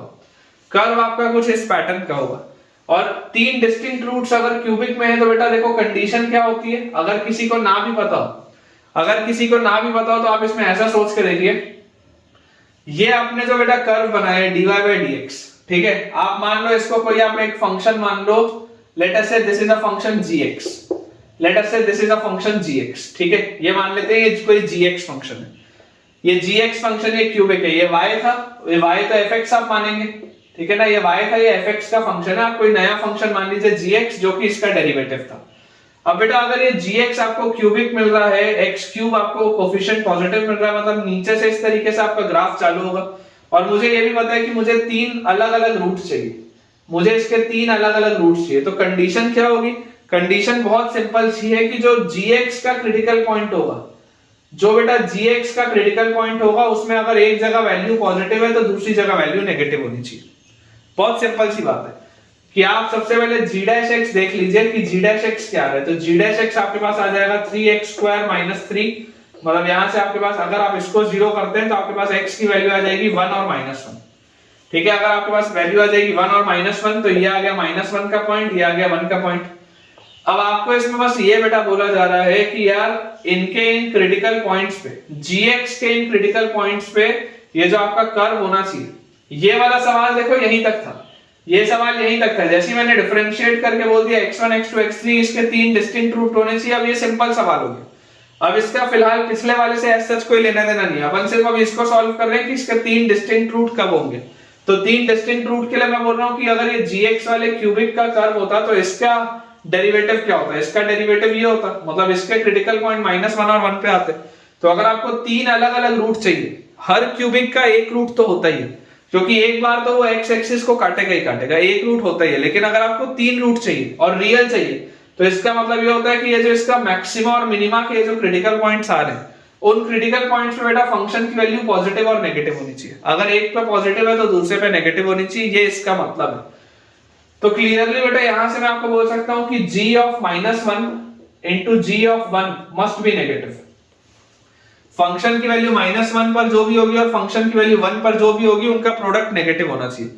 अदरवाइज देखो आपके पास अगर ऐसा फंक्शन बन जाता, कोई ऐसा अगर आपके पास फंक्शन बन जाता, तो अभी आपके पास देखो क्रिटिकल पॉइंट तो 2 आ रहे हैं, लेकिन इस पे वैल्यू क्या आ रही है? पॉजिटिव आ रही है। हर क्यूबिक का कम से कम एक रियल रूट होता है, उस बात में कोई प्रॉब्लम नहीं है। लेकिन आप इंश्योर कैसे करेंगे कि आपके पास जो 2 क्रिटिकल पॉइंट आएंगे, वो दोनों क्रिटिकल पॉइंट पे आपके पास 3 रूट्स आ जाएं? तो वो इंश्योर करने का तरीका होता है कि वो जो दोनों क्रिटिकल पॉइंट आएंगे, उसमें फंक्शन की वैल्यू नेगेटिव होनी चाहिए, उनका प्रोडक्ट नेगेटिव होना चाहिए। क्योंकि देखो अगर इस तरीके का ग्राफ होता तो यहां भी पॉजिटिव, यहां भी पॉजिटिव, लेकिन अगर मान लो ये कर्व यहां ऐसे ना जाके ऐसे नीचे गिर रहा होता और फिर उठ रहा होता, तो आप देख सकते थे ना कि इस क्रिटिकल पॉइंट पे इसकी वैल्यू नेगेटिव आ जाती। तो यही मैंने यहां पर बस किया। ठीक है, इस बात का बेटा अपने को ध्यान रखना है।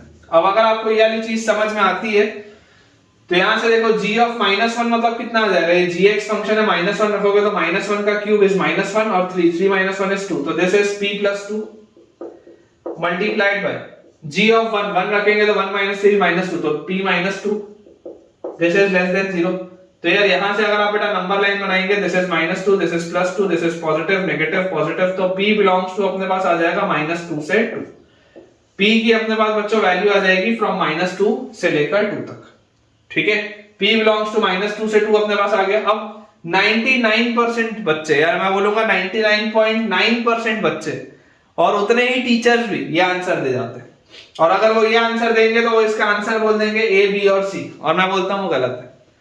ए, बी और सी तीनों इसका आंसर नहीं आएगा। क्यों? क्योंकि आपने एक छोटी सी बस गलती कर दी ऑब्जर्वेशन की। ऑब्जर्वेशनल बेटा मिस्टेक आपने ये कर दी कि आप सोच के देखो, आपके पास अभी डिग्री 4 का इक्वेशन है। ये डिग्री 4 का इक्वेशन का कर्व देखो, अगर x की पावर 4 का कोफिशिएंट पॉजिटिव है, तो डिग्री 4 के इक्वेशन का कर्व कुछ इस पैटर्न का होता है। ये मैंने आपको सिखाया है, जब मैं आपको क्वाड्रेटिक चैप्टर पढ़ा रहा था तब भी सिखाया हूं, और जब मैं आपको ग्राफ स्केच करना सिखा रहा था तब भी सिखाया हूं कि डिग्री 4 का जो कर्व होता है वो जनरली इस पैटर्न का होता है। अगर x का पावर जो 4 है, अगर उसका कोफिशिएंट पॉजिटिव होगा तो इस पैटर्न का होता है। और ऐसे आपके पास देखो ये 3 क्रिटिकल पॉइंट्स आते हैं जहां पर ये tangent is parallel to x axis, जो पूछा जा रहा है 3 distinct tangents parallel to x axis होता है, ये होता है। लेकिन आप जरा सोच के देखो बेटा, अगर आपने p की वैल्यू 0 रख दी, अगर आपने बेटा p की वैल्यू 0 रख दी, तो y आपके पास क्या हो जाएगा? p की वैल्यू 0 रखते ही y आपके पास हो जाएगा x की पावर 4/4 -3x² 2 -3। यार ये सिमेट्रिक हो जाएगा कर्व। आप सोच के देखो, this curve becomes a symmetric graph. कैसा सिमेट्रिक? जैसा x में पॉजिटिव में मिल रहा होगा वैसे ही नेगेटिव में मिलेगा, जैसा पॉजिटिव में मिल रहा होगा वैसे ही नेगेटिव में मिलेगा। बोलने का मतलब ये है बेटा कि इसका ग्राफ कुछ ऐसा हो जाएगा, फिर इस पैटर्न का ग्राफ हो जाएगा। आप ऑब्जर्व करें इसको, है ना, दिस इज वेरी इंपॉर्टेंट। अगर p = 0 होगा ना, तो आपके पास देखो क्रिटिकल पॉइंट अभी भी 3 है, क्रिटिकल पॉइंट अभी भी 3 है। क्रिटिकल पॉइंट की बात नहीं हो रही है, आपको बात हो रही है कि distinct tangents parallel to x axis. जो आप टेंजेंट डालेंगे ना, वो टेंजेंट्स अलग अलग होनी चाहिए। क्रिटिकल पॉइंट तो 3 आ रहे हैं, x1 x2 x3 की तो वैल्यू 3 आ रही है, उसमें कोई प्रॉब्लम नहीं है। लेकिन अगर आपका कर्व सिमेट्रिक हो गया तो अब केवल 2 ही टेंजेंट बची ना, एक ये वाली टेंजेंट और ये वाली टेंजेंट, तो देखो कॉमन हो जाएगी। यहां पर जैसे देखो बेटा, यहां पर आपको 3 टेंजेंट्स दिख रही है, यहां पर आपके पास ये 3 टेंजेंट्स आ रही है, तो 3 टेंजेंट से प्रॉब्लम नहीं होती। ठीक है, 3 टेंजेंट से बेटा प्रॉब्लम नहीं होती, क्योंकि ये चीज आपसे पूछी जा रही थी। लेकिन अगर आप यहां पर देखेंगे तो यहां आपके पास सिर्फ 2 टेंजेंट्स हुई, because the curve gets symmetric, the curve becomes symmetric. तो जैसी बच्चों कर्व आपका सिमेट्रिक हुआ, ऑटोमेटिकली आप क्या बोलेंगे? अब आप बोलेंगे कि यार तीनों अलग अलग टेंजेंट नहीं रही, अब तो सिर्फ 2 टेंजेंट हुई, क्योंकि यार टेंजेंट कॉमन हो जाएगी, इसलिए p की वैल्यू 0 नहीं हो सकती। तो final answer will be p belongs to -2 से लेकर 0 तक, यूनियन 0 से लेकर 2 तक। 2 नहीं हो सकता, -2 से 0 एंड 0 से लेकर 2 तक। बेटा ये अपने पास इसका आंसर आएगा। ठीक है, इसको आप नोट कर लीजिए, ये अपने पास इसका आंसर आ जाएगा। और यहां से अगर आप देखेंगे तो -1 हो सकता है और 1 हो सकता है, 2 कभी नहीं हो सकता, 0 भी नहीं हो सकता। काफी अच्छा सवाल है, इसमें मिस्टेक होने के चांसेस बहुत ज्यादा बेटा हाई रहते हैं, टीचर्स के भी। मैं गारंटी दे रहा हूं, आप अपने टीचर से पूछ लीजिए, वो आपको इसका आंसर गलत बताएंगे, लेकिन आपको पता होना चाहिए कि this is the correct solution, this is the correct answer. अगला बच्चों अपने पास सवाल लिखा हुआ है, अगेन काफी अच्छा क्वेश्चन है, स्टार लगा लेंगे, it is also a good question. लिखा है अपने पास a polynomial function, a polynomial function, a polynomial function px of degree 5, a polynomial function px of degree 5 with leading coefficient 1, with leading coefficient 1, ठीक है। a polynomial function px of degree 5 with leading coefficient 1 increases in the interval, increases in the interval minus infinity से लेकर 1 and 3 से लेकर infinity तक, increases in the interval minus infinity to 1 and 3 to infinity, and decreases in the interval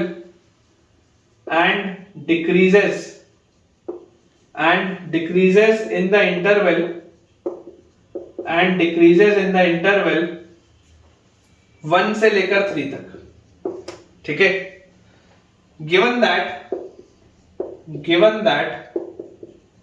p0 is equal to 4, given that p0 is equal to 4 and p'2 is equal to 0, ये अपने पास दिया है। find the value of p'6, find p'6, ये अपने पास बेटा question है। देखिए इसको सॉल्व करते हैं, देखिए बेटा समझने की कोशिश करिए। लिखा हुआ अपने पास a polynomial function of degree 5। अब अगर ये डिग्री 5 का फंक्शन है तो आप इसको जनरल फॉर्म में देखो कैसा बोल सकते हैं, लीडिंग कोएफिशिएंट 1 है, तो जनरली कोई बच्चा इसको सोचेगा कि दिस विल बी 5 into मतलब x की power 5 plus a into x की power 4 plus bx cube plus cx square plus dx plus e।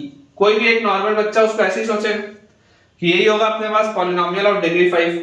अब हमें इसमें बोला जा रहा है with leading coefficient 1 increases in the interval minus infinity से 1 एंड 3 से infinity and decreases in the interval 1 to 3, given that p0 is equal to 4। अब p0 की वैल्यू 4 है, मतलब यहां पर e की जगह 4 आप लिख सकते हैं, and p'2 is equal to 0, find p'6।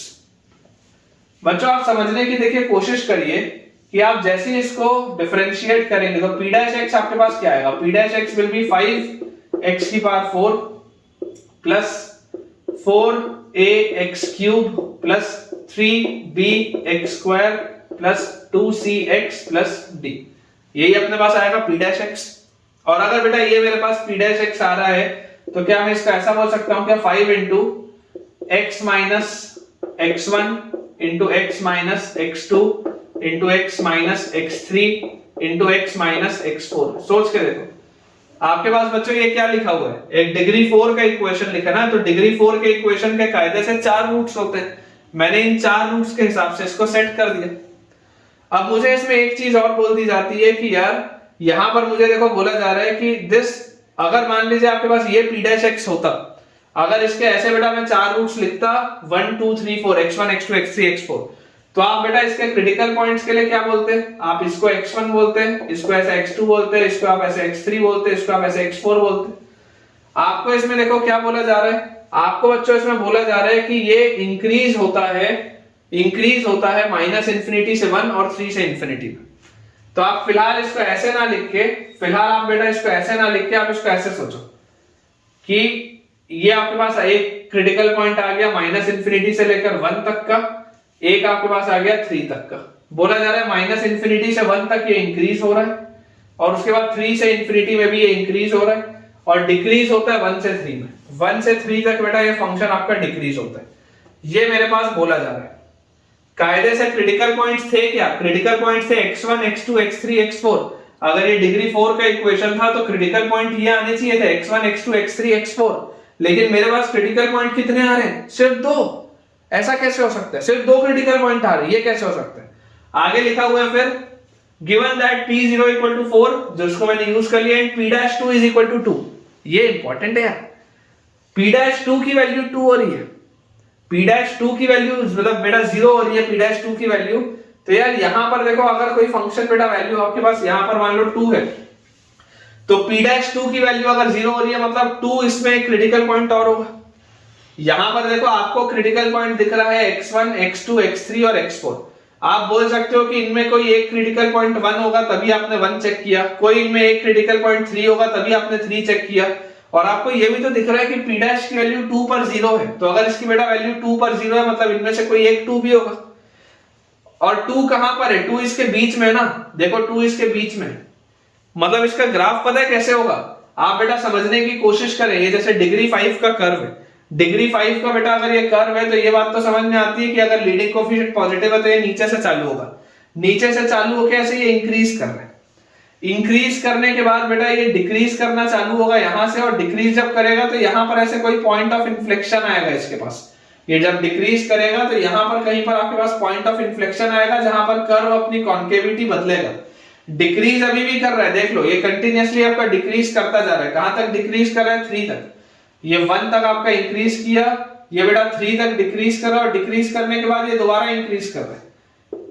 3 तक ये डिक्रीज किया और डिक्रीज करने के बाद ये दोबारा इंक्रीज कर रहा है। कहां पर दोबारा इंक्रीज कर रहा है? 3 से लेकर इंफिनिटी तक दोबारा इंक्रीज कर रहा है, और 1 से देखो 3 तक डिक्रीज भी कर रहा है। लेकिन ये इसमें आप देख सकते हैं कि जब ये 1 से 3 में डिक्रीज करेगा, और अगर आपको बेटा बीच में इसके क्रिटिकल पॉइंट भी बोला जा रहा है, अगर आपको बच्चों बीच में इसके क्रिटिकल पॉइंट भी बोला जा रहा है कि यार इसका एक क्रिटिकल पॉइंट ये भी है 2, क्योंकि P'2 की वैल्यू 0 होती है, मतलब कि इसमें बेटा यहां पर अगर this is point of inflection 2 पर, तो ये जो होगा ना P', यहां से आपको समझ में आना चाहिए कि P' will be of the form 5 into x minus 1 into x minus 2 का स्क्वायर into x minus 3, ये होना चाहिए आपके पास। ये इसलिए मैंने बोला क्योंकि यहां पर इन्फ्लेक्शन है, इसलिए मैंने स्क्वायर लगाया। इवन पावर्स में इन्फ्लेक्शन होता है, सोच के देखिए, अगर आप नंबर लाइन बनाएं, आप यहां लिखें 1, यहां पर आप लिखें 2, यहां पर आप लिखें 3। अब ऑब्जर्व करें जो मैं बोल रहा हूं, 3 के आगे ये चीज पॉजिटिव होगी इसलिए इंक्रीजिंग है, 3 के जस्ट पहले माइनस साइन आएगा, और उसके बाद क्योंकि 3 पर ऑड पावर था, अब 2 पर क्या है? व्हाट इज एट 2 पर बेटा इवन पावर है तो अगेन माइनस साइन आएगा, और 1 पर क्या है? 1 पर आपके पास फिर ऑड पावर है तो ये प्लस साइन आएगा। तो देख लो 1 तक आपके पास ये फंक्शन इंक्रीजिंग है क्योंकि प्लस साइन है, 1 से लेकर 3 तक ये बेटा फंक्शन डिक्रीजिंग है क्योंकि माइनस साइन है, और 3 के बाद अगेन फंक्शन इंक्रीजिंग है क्योंकि प्लस साइन है, और यहाँ बीच में 2 माइनस आ रहे हैं, मतलब 2 पर पॉइंट ऑफ इन्फ्लेक्शन है तभी P'2 की वैल्यू 0 है, यहाँ पॉइंट ऑफ इन्फ्लेक्शन है तभी इवन पावर है। और जैसे ही आप यहाँ पर बेटा इवन पावर डालोगे ऑटोमेटिकली अब देखो ये जो पूरी चीज है डिग्री 4 की बन गई, और ये भी तो डिग्री 4 ही था, ये भी तो डिग्री 4 ही था। ये है बेटा बहुत ही खतरनाक खतरनाक खतरनाक अप्रोच। ये सही बता रहा हूं बेटा, ये बहुत ही जबरदस्त चीज है, और अक्सर कई लोग इसको क्रैक नहीं कर पाते। आपको अगर बेटा ये चीज मुझसे नहीं मिली है सीखने के लिए, न्यू है, तो मुझे कमेंट में बताइएगा ताकि मैं आपके लिए ऐसे सवाल और ज्यादा लेकर आ पाऊं, और ये वाले बेटा कंसेप्ट जो जेईई एडवांस में आते हैं वो मैं आपके लिए क्लियर कर पाऊं। तो अगर ये आपको अच्छा लगा है तो do show a thumbs up in the comment section अभी तुरंत। तो यहां से देखिए ये अपने पास आ गया। जैसे ये चीज आ गई तो फाइनली आपसे P'6 पूछा जा रहा था, तो P'6 will be 5 into 6 minus 1 is 5, 6 minus 2 is 4, उसका स्क्वायर, और 6 minus 3 is 3। 4 का स्क्वायर होता है बेटा 16, 16 into 5 अपने पास होता है 80, 80 into 5 अपने पास आ जाता है 400, और 400 into 3 आ जाता है 1200। ये आंसर आएगा यार, देख लो 4 का स्क्वायर 16, 16 into 5 होता है 80, 85 से होता है 400, 400 into 3 होता है 1200। This is your answer. Final answer will B 1200। This is your final answer. Numeric response type में बहुत आसानी से बेटा ऐसे सवाल आपके पास आ सकते हैं। चलिए अगला सवाल देखते हैं। अगला बच्चों अपने पास इसमें सवाल दिया है, if P1 and P2 are the length of perpendiculars, if P1 and P2 are the length of perpendiculars, if P1 and P2 are the length of perpendiculars from the origin from the origin on the tangent and normal, on the tangent and normal, from the origin on the tangent and normal, drawn to the curve, drawn to the curve on the tangent and normal, drawn to the curve, x raised to the power 2 by 3 plus y raised to the power 2 by 3 is equal to 6 raised to the power 2 by 3. X raised to the power 2 by 3 plus y raised to the power 2 by 3 is equal to 6 raised to the power 2 by 3. Then find the value of, then find the value of 4p1 square plus p2 square. Then find the value of 4p1 square plus p2 square. ठीक है, देखिए basically बेटा आपको यह बोला जा रहा है कि इस कर्व में अगर आप किसी भी पॉइंट पे बेटा अगर आप इस कर्व में टेंजेंट और नॉर्मल डालें ओरिजिन से, तो P1 और P2 जो आपके पास वैल्यूज आएंगी तो 4p1 स्क्वायर और प्लस p2 स्क्वायर की वैल्यू कांस्टेंट आएगी। ये इसका मतलब होगा, तभी तो ये आंसर आ रहा है, अदरवाइज कैसे आता। समझने की बात देखो ना, आप लॉजिकली बेटा अगर क्वेश्चन पढ़ोगे तो क्या लिखा हुआ है, लॉजिकली आपके पास ये लिखा हुआ है कि अगर length of perpendicular from origin on the tangent and normal drawn to the curve, तो इस कर्व के कौन से पॉइंट पे, किसी भी पॉइंट पे, ये आंसर हमेशा सेम आता होगा, तभी तो ये पूछा जा रहा है। तो मैं आपको बोलता हूं कि जुगाड़ क्या होता है। देखो अगर आप कोई बेटा जुगाड़ लगाओ, ठीक है, जो उसको अपन तुक्का बोलते हैं या होशियारी बोलते हैं, अगर आप बेटा जुगाड़ लगाओगे तो सोच के देखो, x की वैल्यू अगर आप 6 डाल दो, आप सोच के देख लो, x की वैल्यू अगर आप 6 डाल दो तो y की वैल्यू 0 हो जाएगी। तो इसका मतलब 6,0 एक ऐसा पॉइंट होगा जो इसको सेटिस्फाई करता होगा, 6,0 एक ऐसा पॉइंट होगा जो इसको सेटिस्फाई करता होगा। आप 0,6 भी ले सकते हो, कोई दिक्कत नहीं, 0,6 भी इसको सेटिस्फाई करेगा। अब अगर बच्चों मैंने ये वाला पॉइंट ले लिया जो इस पे सेटिस्फाई कर रहा है, तो आप जरा सोच के देखिए, इस पर जब आप टेंजेंट और नॉर्मल डालेंगे इस पॉइंट पे, तो टेंजेंट अगर आप बोलोगे तो देखो टेंजेंट का स्लोप क्या होता है, स्लोप ऑफ टेंजेंट। तो स्लोप ऑफ टेंजेंट हम बोलते हैं dy by dx बोलते हैं। तो यहां से आप इसको डिफरेंशिएट करेंगे तो आएगा 2 by 3 into x raised to the power 2 by 3 minus 1, मतलब x raised to the power minus 1 by 3 और plus 2 by 3 into y raised to the power minus 1 by 3 into dy by dx is equal to constant। यही अपने पास आएगा बेटा, ये 2 by 3 से ये 2 by 3 आपके पास कट गया, तो यहां से अपने पास देखो क्या आ जाता है, यहां से अपने पास आ जाता है dy by dx is equal to minus x by y, dy by dx is equal to minus x by y, ठीक है, minus x by y raised to the power minus 1 by 3, ये अपने पास आ जाएगा। या इसको आप बोल सकते हैं this will B minus y by x raised to the power 1 by 3, minus sign को ऊपर वाले को मैंने बैलेंस कर दिया।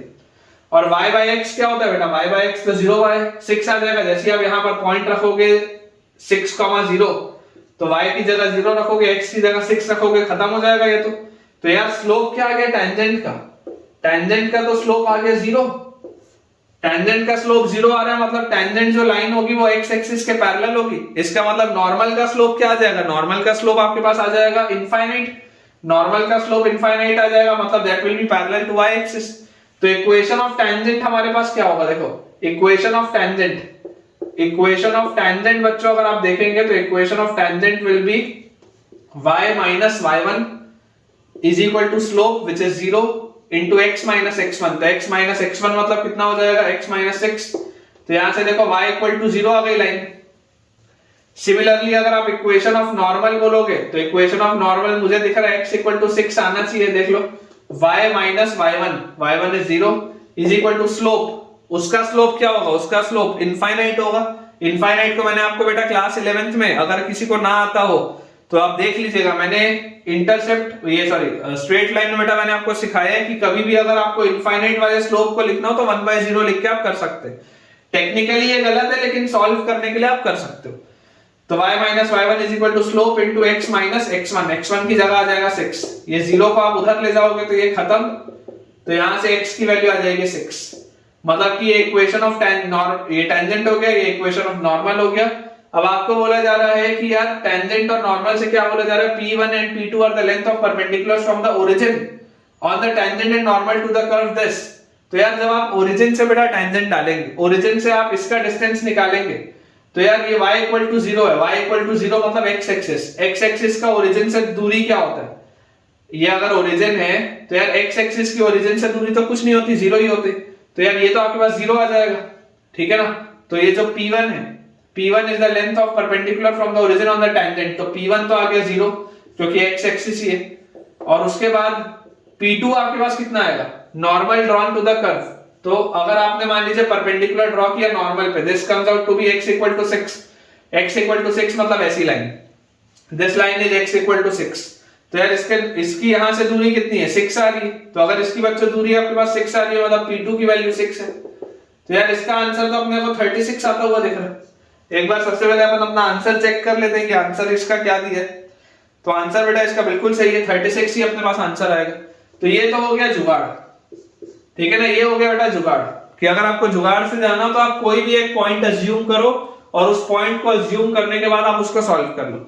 P1 अगर आप देखोगे वो x एक्सिस ही आ जाता है, तो P1 अगर x एक्सिस आ जाता है तो वो आपके पास उसका डिस्टेंस आ गया 0 ओरिजिन से।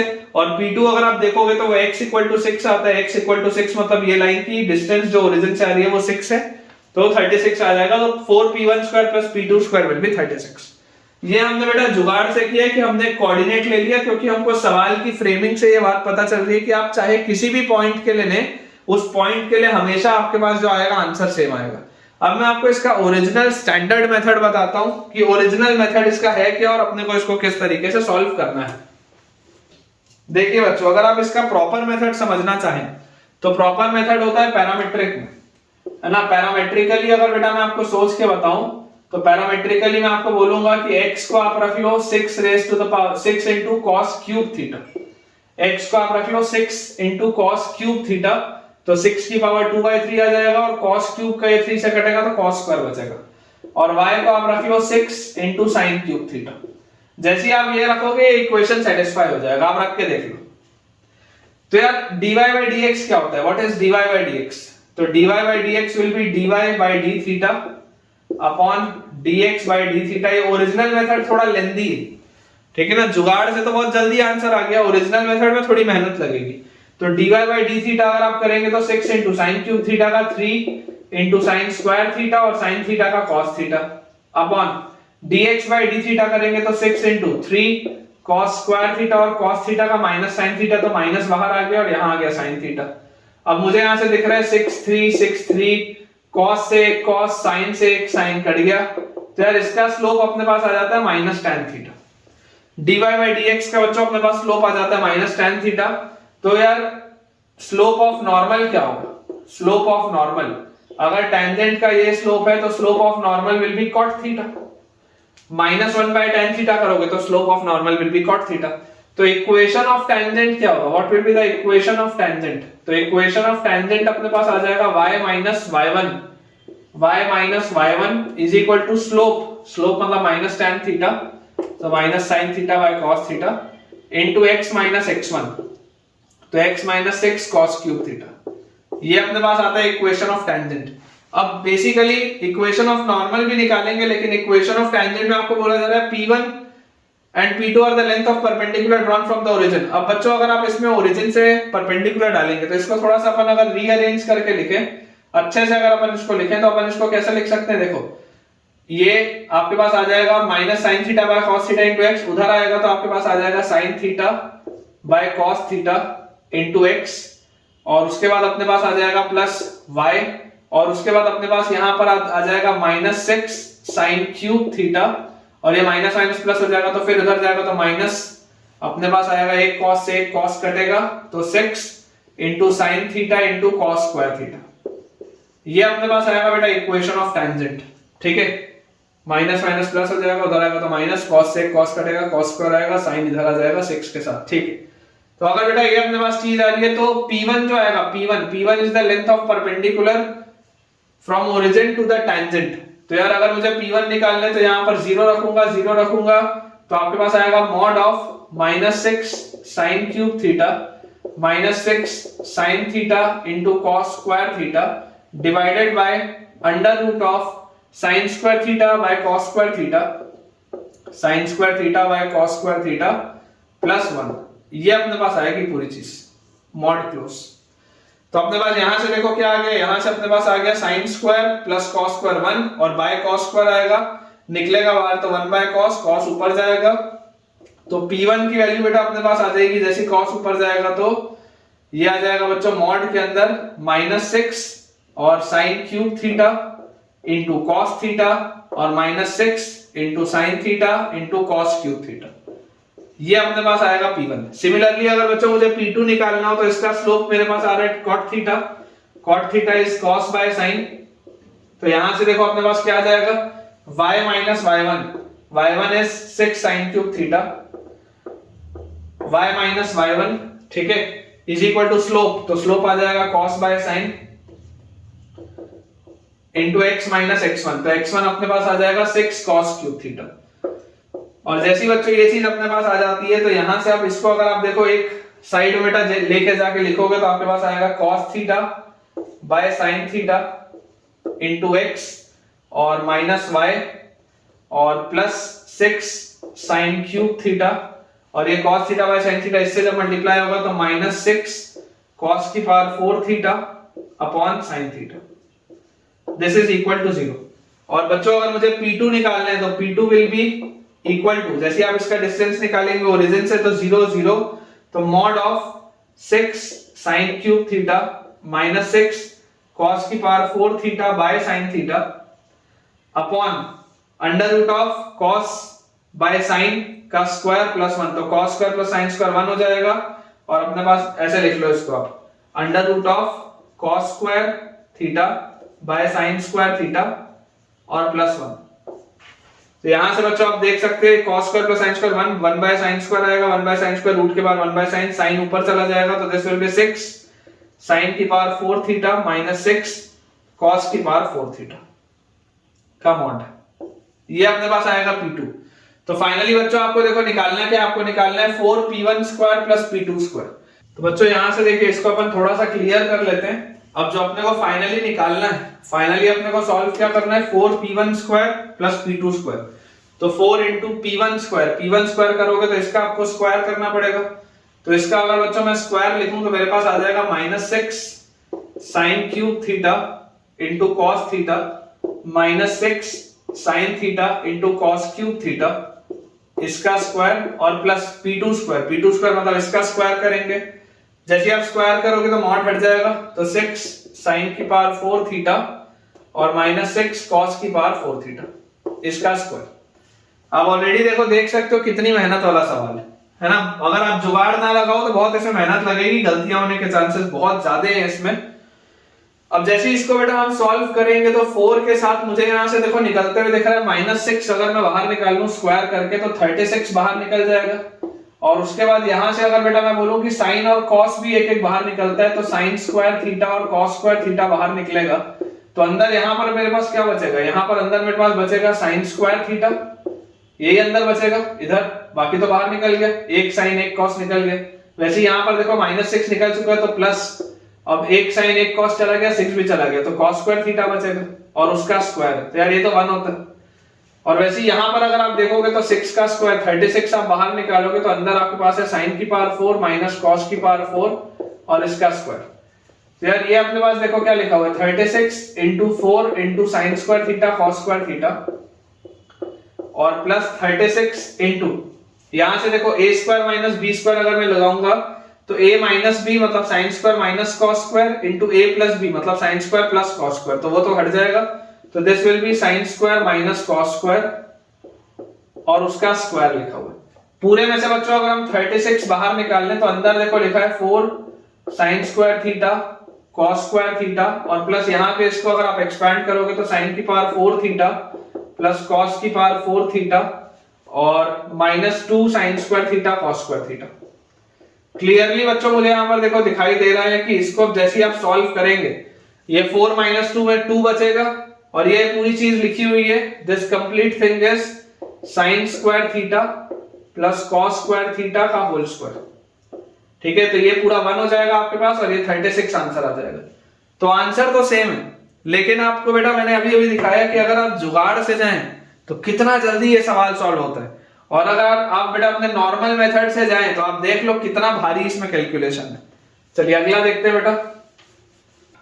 अगला बेटा अपने पास सवाल दिया है, बस थोड़े से अपने पास क्वेश्चन और है, फिर आज का अपन लेक्चर एंड करेंगे।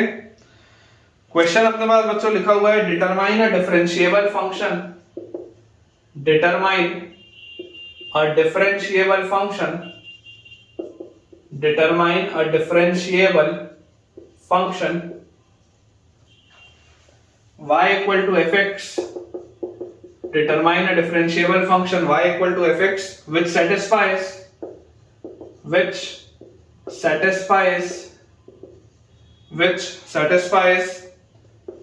f dash x is equal to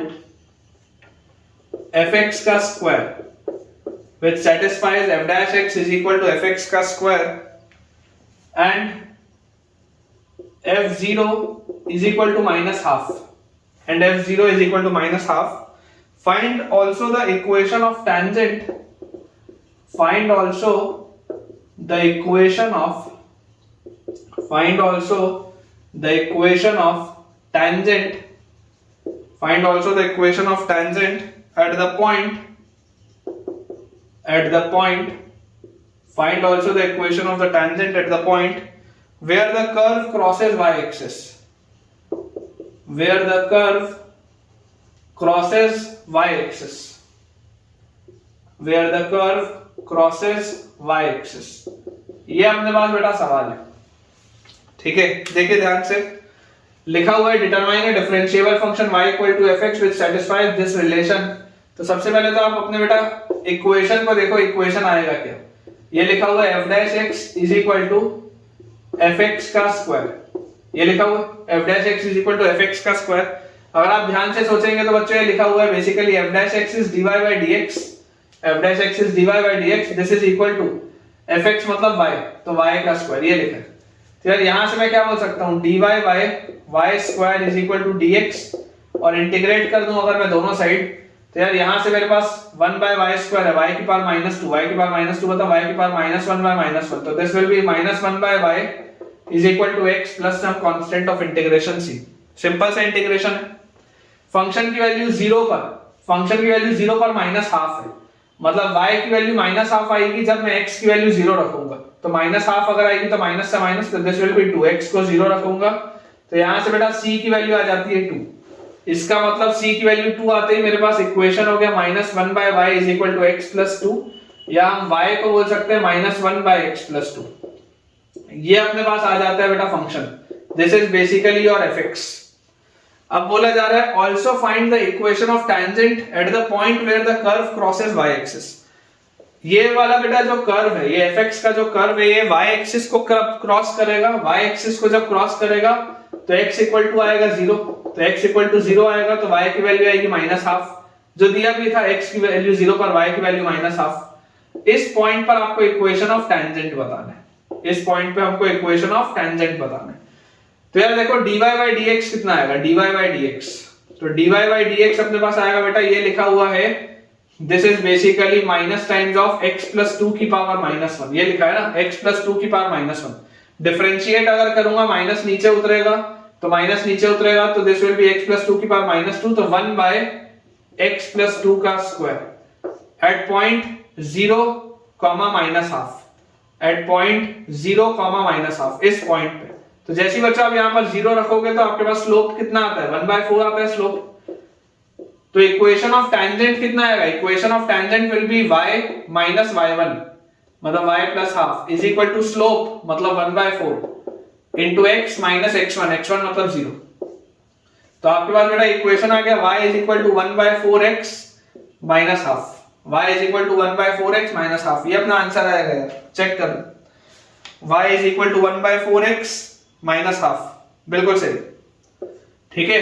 तो इस तरीके से बेटा फंक्शनल इक्वेशन आपके पास दिया होगा तो आप पहले फंक्शन डिटरमाइन करिए, और डिटरमाइन करने के बाद जो भी चीज पूछी जाए आप आराम से निकाल लीजिए।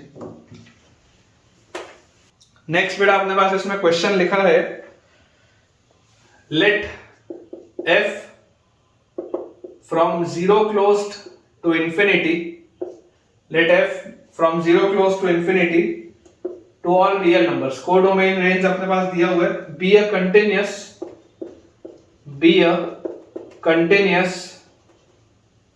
strictly increasing function, continuous strictly increasing function such that f cube x is equal to integral 0 to x t f square t dt। ये अपने पास बच्चों एक रूल दिया हुआ है, if a normal is drawn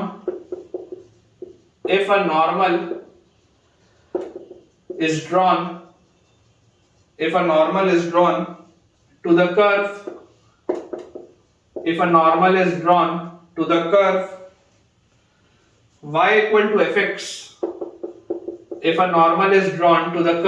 y equal to fx, with gradient minus half,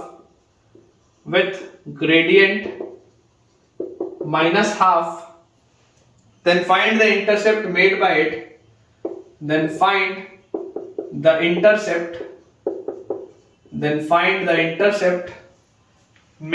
on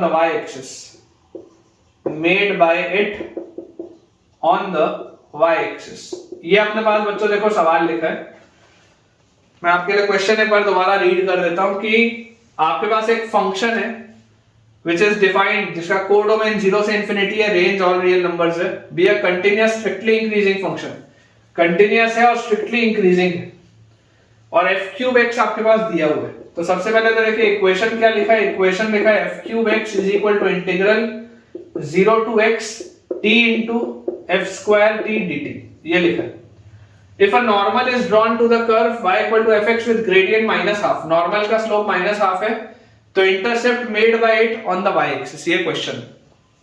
तो बेटा यहां से आप देखिए जैसे ही आप इसको डिफरेंशिएट करेंगे आपके पास आ जाएगा 3f square x into f dash x, क्योंकि आपको fx फंक्शन आइडेंटिफाई करना है तो आप डिफरेंशिएट करेंगे 3f square x into f dash x, यहां पर लिमिट्स लगेगा, जैसे आप इसको डिफरेंशिएट करेंगे तो x into f square x, x का डिफरेंशिएशन बन f square x से f square x cancel out होगा तो f dash x की बच्चों वैल्यू अपने पास आ जाएगी यहां से x by 3, और अगर f dash x की वैल्यू अपने पास आ जाती है x by 3 तो यार यहां से आपके पास बेटा देखो क्या आ जाएगा कि fx जो फंक्शन आएगा, या f dash x अगर आ रहा है तो और तो बेटा मेरे को लगता है इसमें काम पड़ेगा नहीं, ये चलो लिख लो fx जो आपके पास फंक्शन आएगा, आप जैसे इसको इंटीग्रेट करोगे, इंटीग्रेट बेटा करते ही this will be x square by 6 plus some constant of integration c, फिलहाल के लिए आप इसको ऐसा लिख के रख लो, कोई दिक्कत नहीं।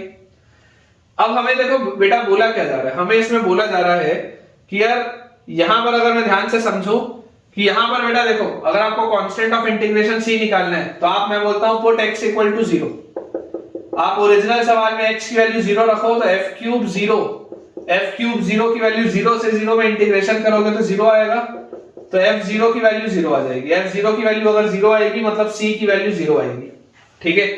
तो fx अपने पास जो फंक्शन आ रहा है that comes out to be x square by 6, ये आपके पास सिंपल सा एक फंक्शन। अब मुझे बोला जा रहा है normal is drawn to the curve ये विद ग्रेडियंट माइनस हाफ। अब अगर आपने बेटा इसमें नॉर्मल बनाया, if a normal is drawn to the curve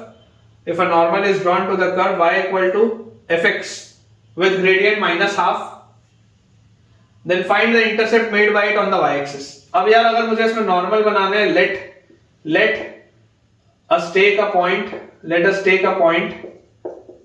x1 y1 on the curve, तो आपके पास यहां से क्या आ जाएगा, y1 की वैल्यू आ जाएगी x1 स्क्वायर बाय 6, और x1 y1 पर बच्चों अगर आपने इसमें नॉर्मल डाला तो x1 y1 पर जैसे ही आप इसमें नॉर्मल डालेंगे तो नॉर्मल का जो स्लोप आएगा एट x1 y1, नॉर्मल का बच्चों जो स्लोप आएगा एट x1 y1, तो इसका देखो टेंजेंट का स्लोप x by 3 था तो नॉर्मल का स्लोप आएगा -3 by x1, टेंजेंट का स्लोप x by 3 था तो नॉर्मल का स्लोप आएगा -3 by x1, और ये अपने पास कितना दिया हुआ है -हाफ, माइनस से माइनस गया, x1 की वैल्यू बच्चों 6 आ जाती है, और अगर x1 की वैल्यू 6 आ गई तो 6 का स्क्वायर 36 by 6, y1 पे 6 आ जाएगा। अब x1 मेरे पास 6 आ रहा है, y1 बेटा मेरे पास 6 आ रहा है, तो इक्वेशन ऑफ नॉर्मल बच्चों क्या आ जाएगा? Equation of normal will be y minus y1 is equal to slope is minus half into x minus x1, और मुझे निकालना है intercept made by it on the y axis. तो y एक्सिस पे अगर आपको इंटरसेप्ट निकालना है तो आप x की वैल्यू 0 रखेंगे, तो x की वैल्यू 0 रखते ही y की वैल्यू आ जाएगी 6, और ये 0 रखते ही माइनस माइनस बैलेंस, हाफ और 6 3, तो 6 प्लस 3 9 आएगा यार। इसका आंसर बेटा 9 आ जाएगा, y इंटरसेप्ट विल बी 9। अच्छा क्वेश्चन है ये भी, स्टार लगा लेते हैं, it is also a good question. तो फाइनल आंसर बच्चों 9 अपने पास आ जाएगा, बिल्कुल सही। बस दो अपने को बेटा सवाल और करने, फिर आज का लेक्चर अपन एंड करेंगे। नेक्स्ट बेटा अपने पास इसमें सवाल लिखा हुआ है, let fx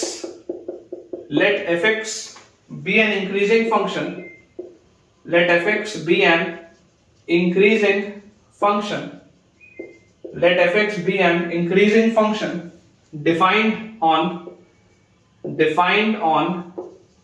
0 to infinity। आपके पास fx एक इंक्रीजिंग फंक्शन है जो कि डिफाइंड सिर्फ 0 से इंफिनिटी में है। लिखा है if फंक्शन की value at 2a square plus a plus 1 is greater than function की value at 3a square minus 4a plus 1, find a। ये बेटा अपने पास क्वेश्चन देखिए, समझने की बेटा कोशिश करते हैं ध्यान से। लिखा है अपने पास fx एक इंक्रीजिंग फंक्शन है। अगर fx एक इंक्रीजिंग फंक्शन है और 0 से इंफिनिटी में डिफाइंड है, तो अगर 0 से इंफिनिटी में डिफाइंड है मतलब कि 2a square plus a plus 1 जो होना चाहिए वो 0 से बड़ा होना चाहिए, क्योंकि ये बेटा डिफाइंड सिर्फ 0 से इंफिनिटी में, मतलब ये 0 से बड़ा होना चाहिए। और उसके बाद लिखा हुआ है 3a square minus 4a plus 1, ये भी 0 से बड़ा होना चाहिए। ये जो अंदर वाला आर्ग्यूमेंट है ये तो दोनों पहले सबसे पहले 0 से बड़ा होना चाहिए। तो यार यहां से देखो इसका डिस्क्रिमिनेंट क्या है, b स्क्वायर माइनस 4ac, इसका d लेस देन 0 है, तो ये तो ऑलवेज ट्रू है।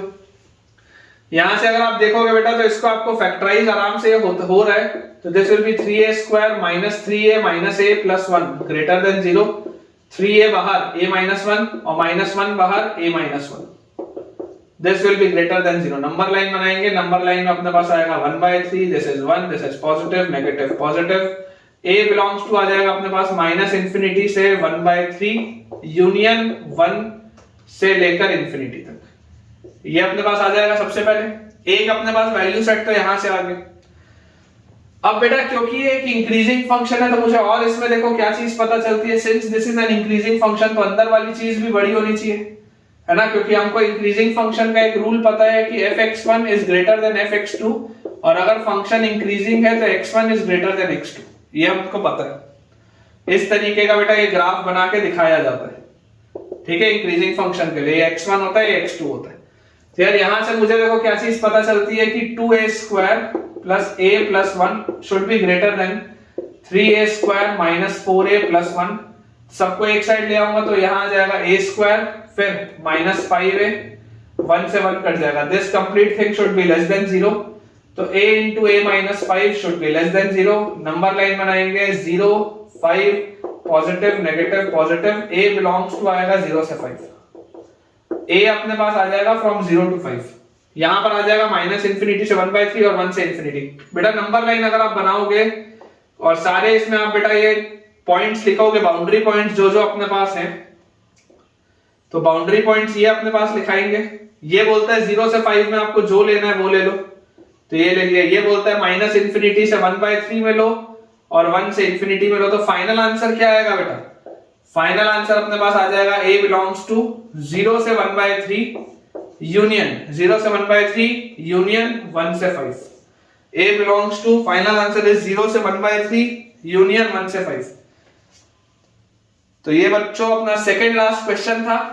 अब एक आखिरी सवाल, फिर आज का लेक्चर अपन एंड करेंगे और उसके साथ ये चैप्टर भी बहुत बढ़िया तरीके से अपन एंड करेंगे। चलिए बेटा last question of the day, last question of this chapter, जिसके साथ पूरा का पूरा एओडी अपना कंप्लीट होगा। क्वेश्चन लिखा है find all the values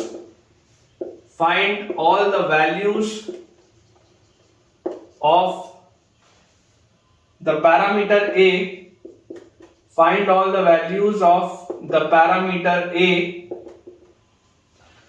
for which the function find all the values of the parameter a for which the function fx is equal to 8ax minus a sin 6x minus 7x minus sin 5x increases and has no critical point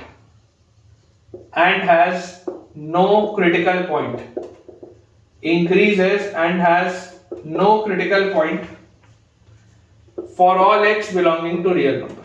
ये अपने पास बच्चों सवाल दिया हुआ है। Function आपका increase करना चाहिए और उसमें कोई भी क्रिटिकल पॉइंट नहीं है, कोई भी इसमें बेटा क्रिटिकल पॉइंट नहीं है, फंक्शन इंक्रीज करना चाहिए। इसका मतलब f डैश x की वैल्यू ग्रेटर देन 0 होगी। आप f dash x equal to 0 भी नहीं बोल सकते, ग्रेटर देन इक्वल टू 0 भी नहीं लिख सकते, क्योंकि इंक्रीज ही करेगा और क्रिटिकल पॉइंट होना ही नहीं चाहिए। तो f डैश x तो नॉन जीरो है और f dash x greater than 0 आपके पास आ रहा है। f डैश x अपने पास आएगा क्या? f डैश x बेटा अपने पास आ जाएगा 8a और यहां से आ जाएगा माइनस a sin 6x का cos 6x और 6x का 6 और माइनस 7 और माइनस sin 5x का माइनस cos 5x और 5x का 5, ये पूरी चीज ग्रेटर देन 0। तो यार यहां से बच्चों मेरे पास आ जाता है 8a माइनस a और माइनस 7 और माइनस 5, ये पूरी चीज।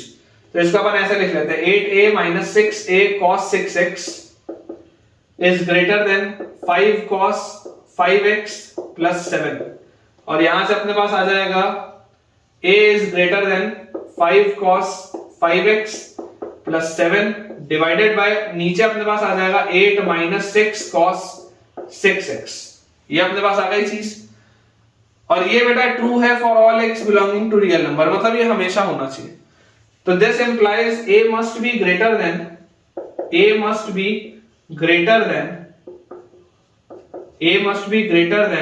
the maximum